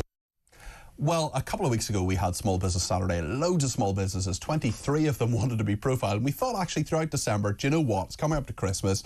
A lot of people will want gift ideas, big spending, small amounts of money, large amounts of money. We've profiled loads of different businesses. We just do it quickly. We chat to them and get the information about what they are doing and what they think about what the government is doing as well. Vicky and Chris Sainer are our first business today. They have Bethnal and Beck Luxury Stays, and they met online actually in September 15, decided to bring their families together. They moved to the village of Cottard in Hertfordshire, and they've set up accommodation for anybody looking for a place to switch off, sleep, enjoy long walks, leisurely lunches and fantastic authentic local pubs, rest or binge watch Netflix on a 43-inch smart TV. Chris and Vicky, that sounds marvellous. Good morning. Yes. Sorry, we were laughing at the 43-inch TV reference. Yes, we launched a campaign. Our Christmas campaign this year is gift memories, not things. Okay, so what sort of memories would you have in your self-catering rural retreats? That is, I mean, that would be quite a big gift if you gave that to someone, but it's a slightly different type of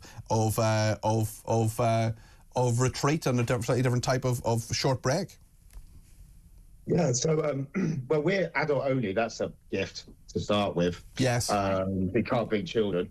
We've got plenty of children of our own. But yeah, literally our places are for making memories. So you've got outdoor Japanese bars, you've got indoor cinema screens, you've got fires, you've got fire pits, you've got arcade machine, just for two people, just for a couple or solo stay. So they are literally the most dream place you can go to switch off and just enjoy for a few days. How long do you... Sorry, go ahead, Vicky. Well, I was just going to say, this year we won the Visit England award for East of England for Best Self-Catering, and then came third in the Nationals.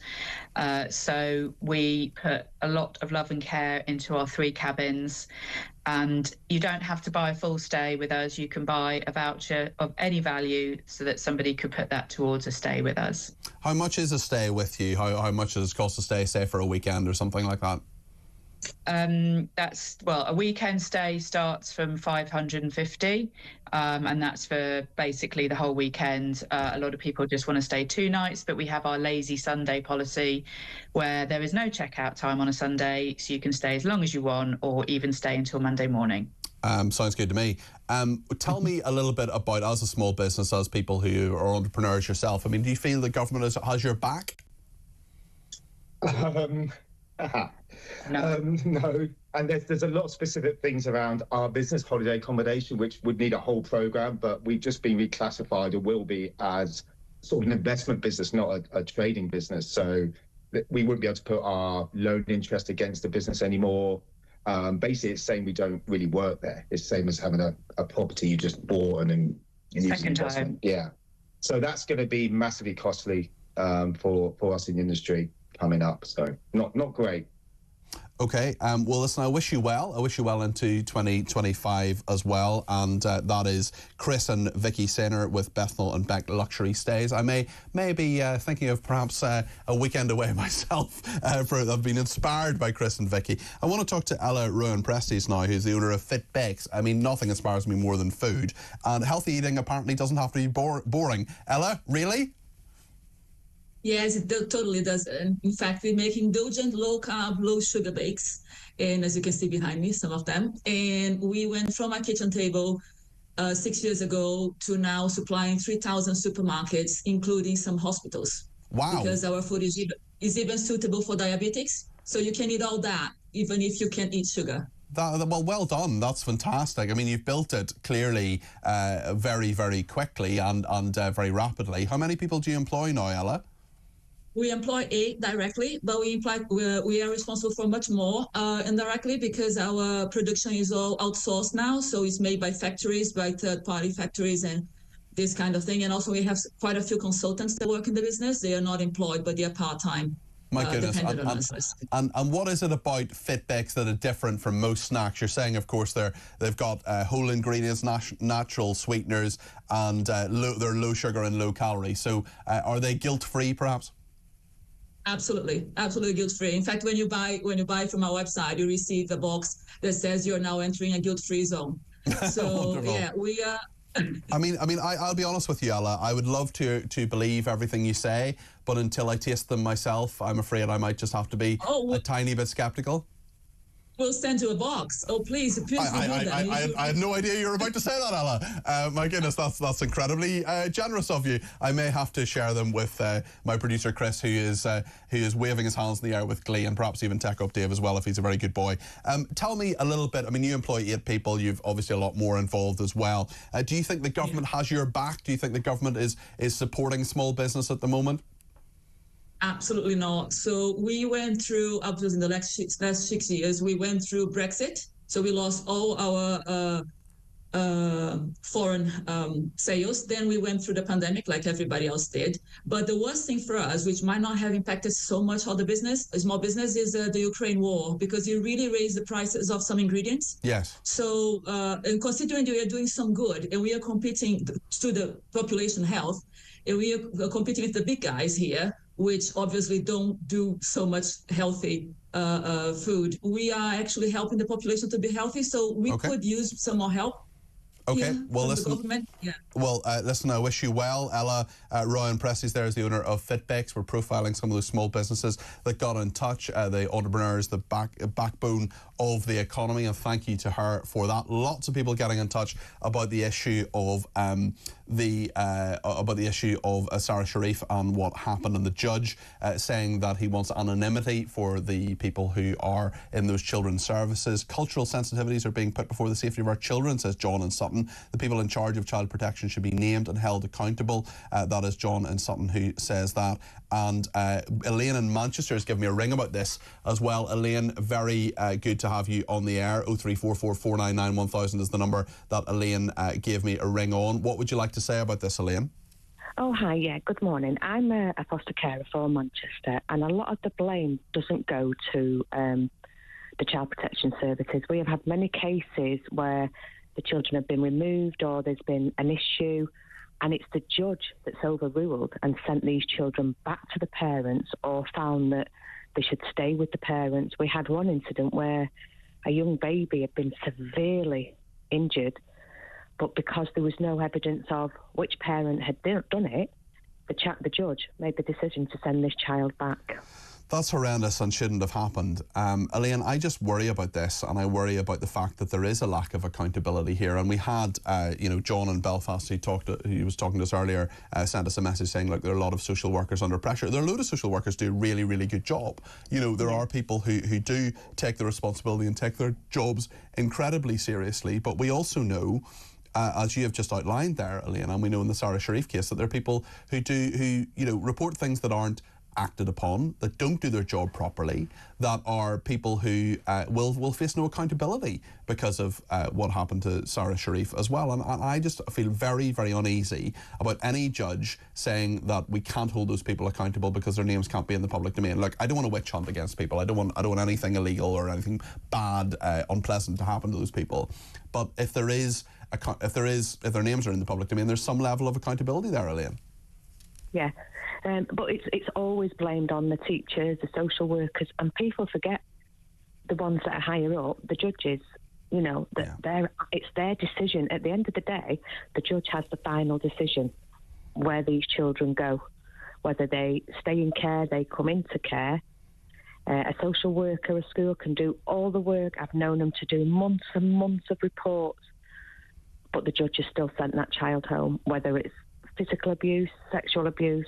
There's always say there's not enough evidence. I remember something like this happens. I know you're a foster carer, Elaine, and there are many foster carers that do absolutely brilliant work. There's some who don't, but I'm sure you're one who falls into the first category there. And I know some foster carers, have some friends who are foster carers, and it is a really, really tough life. It is a very important decision to make. I mean, have you ever had any worries about whether it was the right decision for you, Elaine? About being a foster carer? Yeah, given just all the bureaucracy and everything that you're seeing within the care system. No, because without social workers, I wouldn't have been where I was today. Okay, so you're a beneficiary yourself? Well, my parents were both disabled, so obviously we had to have respite and things like that. So we was not in the system that we got taken away from our parents, but we were in the system where they supported to keep us together. And you've decided to give back yourself now, Elaine? Yeah. That's amazing, Elaine. Honestly, you're a real hero. And you just saying that in a really matter-of-fact way, like it's the most normal thing in the world. It is, just to give a child a chance and a future. Elaine, you're a fantastic person. Thank you very, very much indeed for your call. Great thoughts there, and you're doing a good job and you're doing great things. So thank you for that. That was Elaine in Manchester there. Of foster carers who are in it for the right reasons, and there are very many of them are great people. They really are. I know some of them personally myself, and I know what they do and the sacrifices they make. We'll talk about America in a minute because the Republicans are under pressure in regard to the Senate and the government shutdown. We'll talk to Laurie Laird and Steve Gill. Will be with us in just a minute. Get your calls too. Stay with us here on Talk.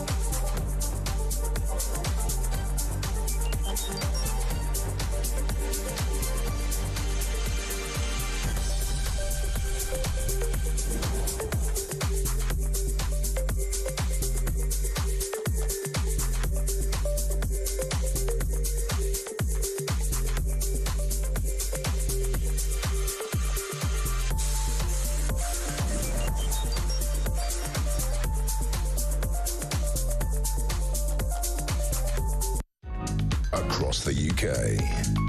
On DAB+, on YouTube, on the app, on your mobile.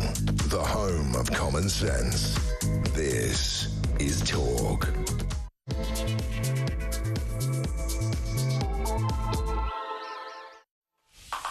Well, a very good afternoon. This is Talk. Thank you very much indeed for everyone who's been in touch already, excuse me, throughout the course of the programme. We're going to America in a second. We're going to talk to Laurie Laird and Steve Gill, two of my favourite American commentators, about what on earth is happening there and how close we are to changing things, the debt ceiling, the fact that the American government shutdown has been apparently narrowly avoided, but we'll see where we get to with that. We're also talking, a lot of people want to get in touch about the Sarah Sharif story as well, because there is a judge, we'll talk about this more tomorrow, there as well on my programme between 10 and 1, there is a judge who has said that those responsible should not be identified. What do you think of that, and who should be held accountable and how?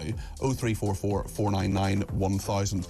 We'll talk as well about giving gifts at Christmas to teachers. There is some new research out about that, and we'll talk to one of my friends who's a teacher as well in a primary school, and what the, you know, if there are a few days left, maybe your kids aren't off school yet, although I know most of them are, what you should give your teacher. Just a nice little Christmas feature. Thanks to everybody who's been in touch as well, including Sean in Gloucester. Says Peter, more often than not, the wrong people are being recruited, especially by our public sector. They're more interested in ticking boxes and meeting diversity targets than hiring the right people, regardless of skin colour, religion, gender or anything else. Hire the best person, full stop, and a lot of these problems will not happen. We're also talking about Christmas gifts, and Angie says I was given a wooden scrubbing brush by my late partner. Perhaps not the best gift. Give us your thoughts on all of this. 0344 499 1000. You can text me at 7222 with the word talk in your text. You can tweet me at talkTV or follow me at Peter Cardwell. You can send me a voice note as well, or a WhatsApp text message, or give me a ring, 0344 499 1000. Lots to talk about in the next 20 minutes or so here on Talk. Right then, what is happening in America at the moment? Because there is a lot happening in regard to Congress. A possible government shutdown has been narrowly avoided, it would appear. The debt ceiling is a big issue there, just as Donald Trump gets back into power in just less than a month's time. Also, Peter Mandelson, of course, is heading off to be the ambassador to for the United Kingdom in America. But the funding bill has cleared Congress, the US government being narrowly avoiding a crippling shutdown after politicians agreeing the last-minute spending deal, and that would have meant federal employees would have missed their pay ahead of the festive season. Elon Musk, of course, has been involved in a lot of all of this. Donald Trump putting his tuppenny worth in as well, 2 cents worth more accurately. Laurie Laird is a US political commentator and economist, and Steve Gill is a former advisor to the Clinton and Bush administrations. They both join us now. Steve, perhaps I'll start with you. What has actually just happened here? Well, they dodged the opportunity for the government to get shut down. I say opportunity because it would have restrained some of the spending and some of the crazy stuff that the first bill that the Speaker and the Democrats had concocted, about 1,100 pages that Congress didn't even get to read before they were being demanded to vote on it. And some of the stuff that was tucked into that first version included a 40% pay raise for members of Congress, raising their pay from about $173,000 to $243,000, a 40% increase, while Social Security recipients are getting a 2.5% increase. That got knocked out in this version, but there was a lot of other crazy stuff that was included that didn't make it into this bill, but there's still a lot of bad stuff in it, and that's why a lot of the Republicans voted against it. The Democrats voted for it.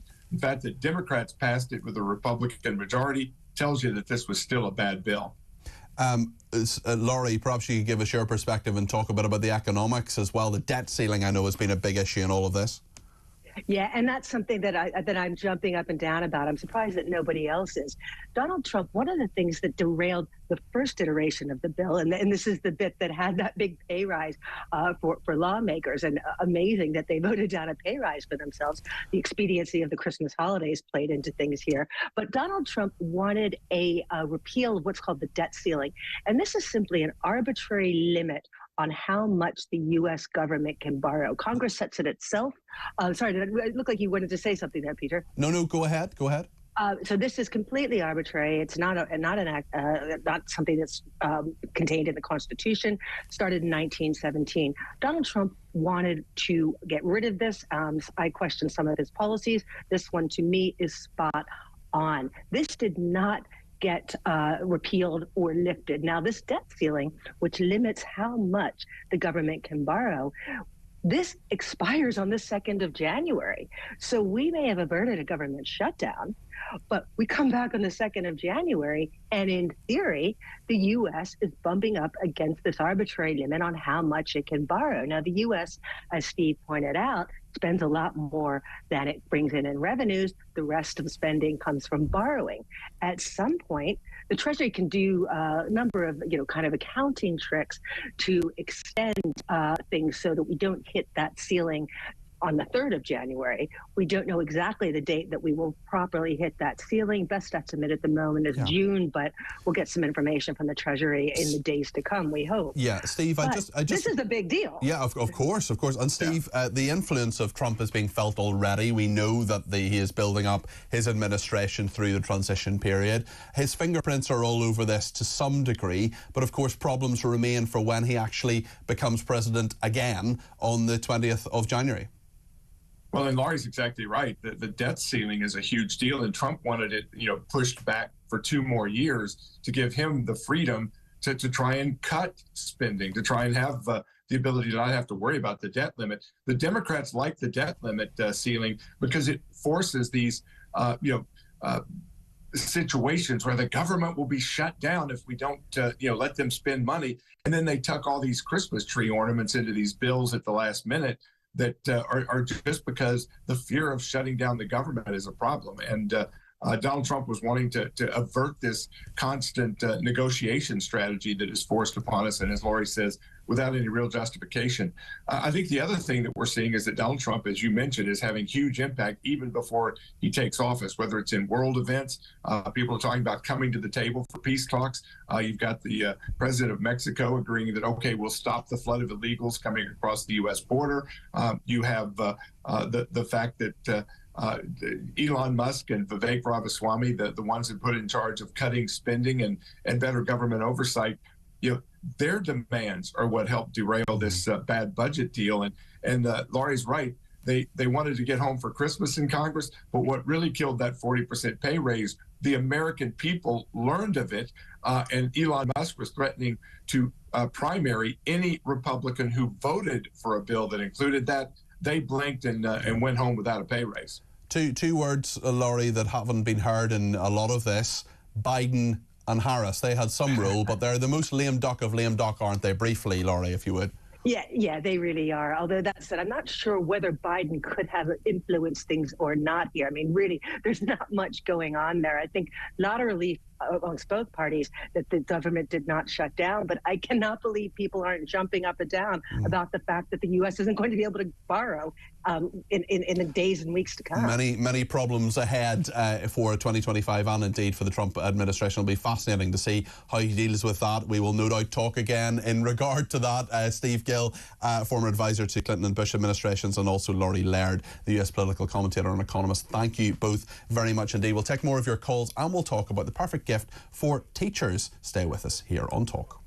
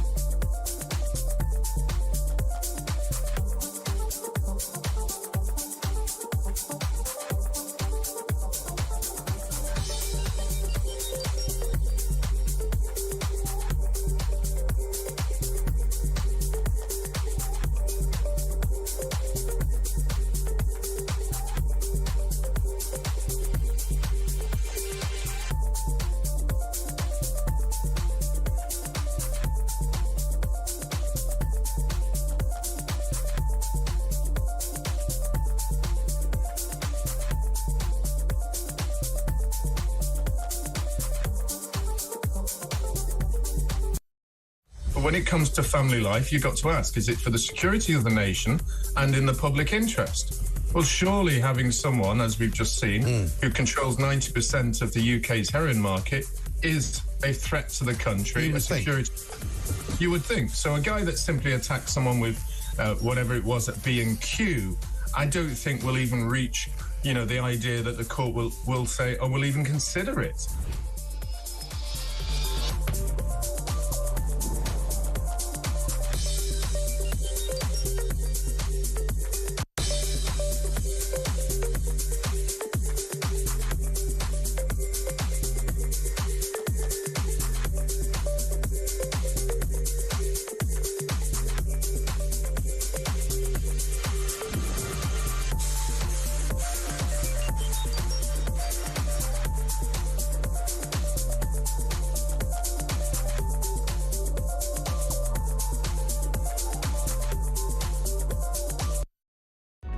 Across the UK, on DAB+, on YouTube, on the app, on your mobile, the home of common sense. This is Talk.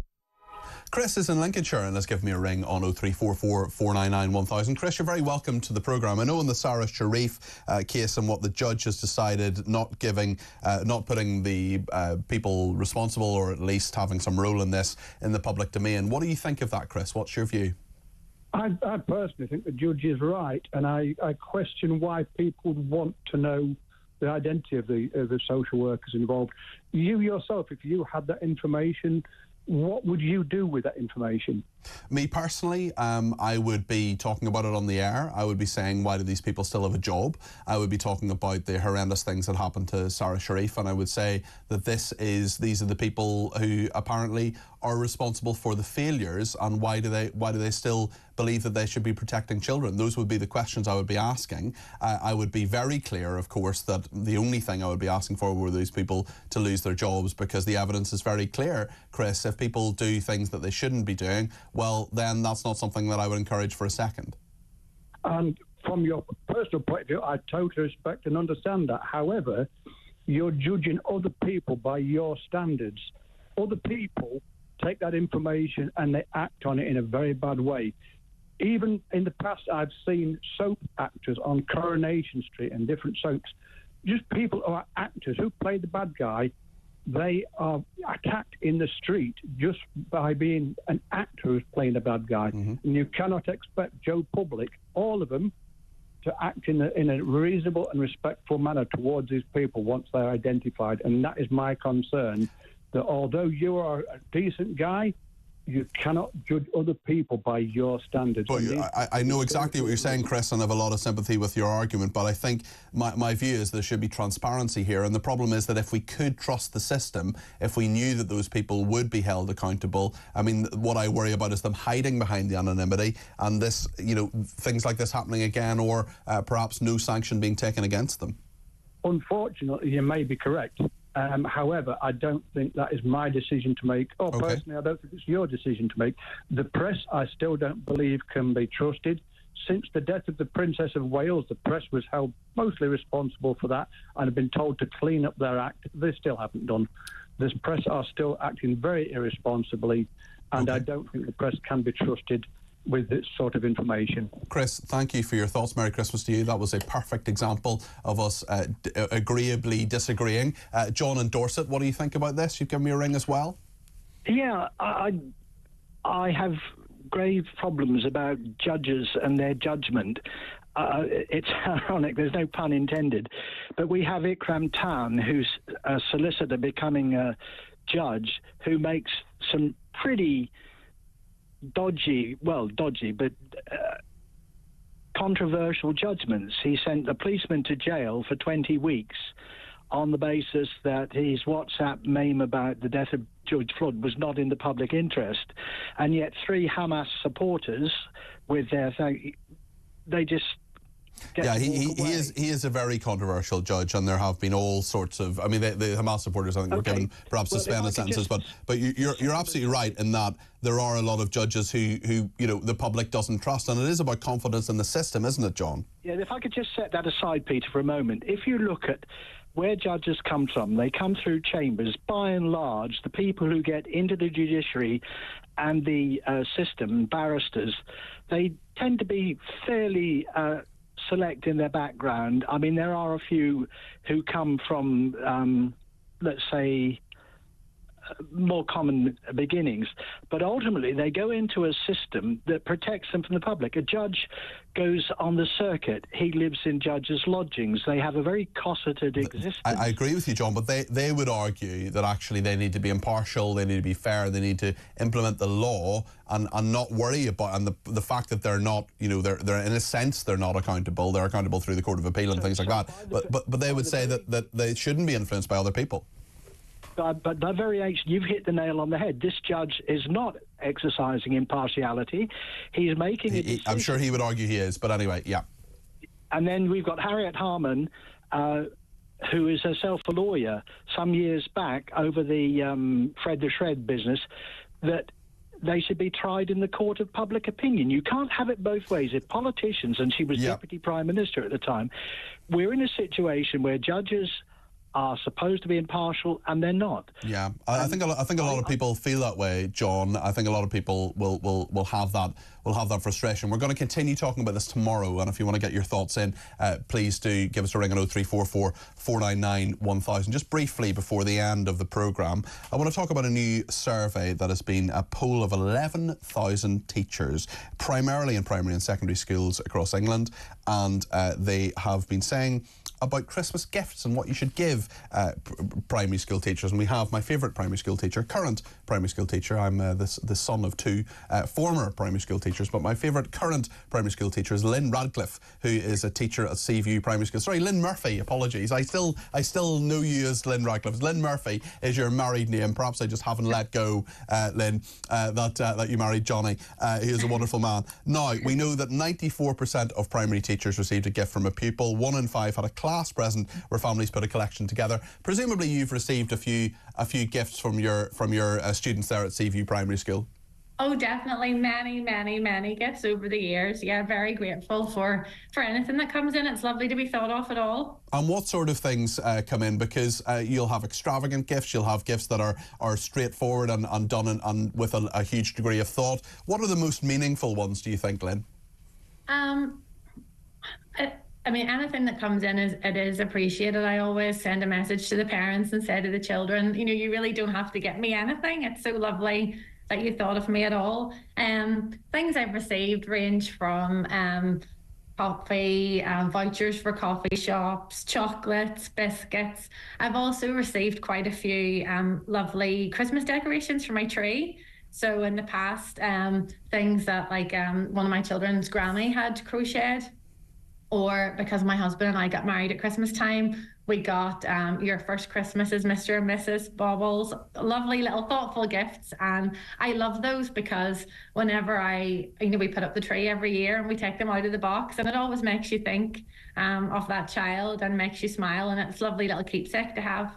There are children, of course, from different backgrounds and different financial backgrounds and so on. How important is it for you as a teacher to actually say, you know, it doesn't matter how much you spend on it, it's just, you know, if you give me a gift, it's a wonderful thing. I mean, how do you kind of navigate that as a teacher? It must be a tricky one. It is difficult, and obviously I totally understand that, especially now with the cost of living crisis, it's hard for many families, and we just like to reassure the children and their parents and their guardians that we don't expect anything. In the past, my school has actually, you know, sent out in our newsletter to say, look, please, you know, you don't need to worry about getting us anything. If you want to, you can donate to this, you know, nominated charity. But I remember when we did that, a lot of the parents still wanted to give something, and then they were nearly spending more. Yeah, I know what you mean. And what about your students themselves? Do you give them a gift? Yes, always, of course, educational. In case any of them are listening, obviously it's wrapped up. But yes, they all get a little gift, which they got yesterday just before they went home. I didn't see anybody open it actually, which was a first time. So that was good. So yes, you just want them to know that, you know, you really. I heard one of your previous guests say it is about the relationship, and that's what it is.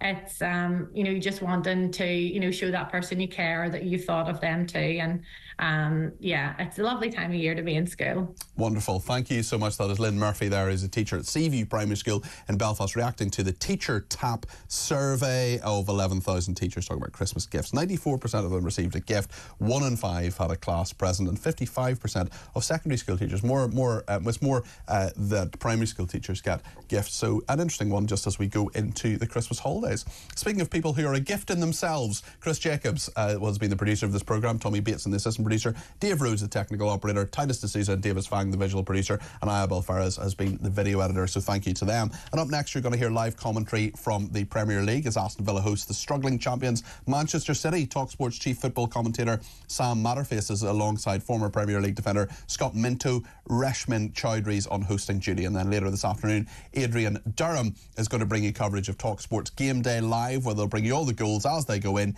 this afternoon's football up and down the UK. Both the darts and the boxing are also live across the talkSport network later today.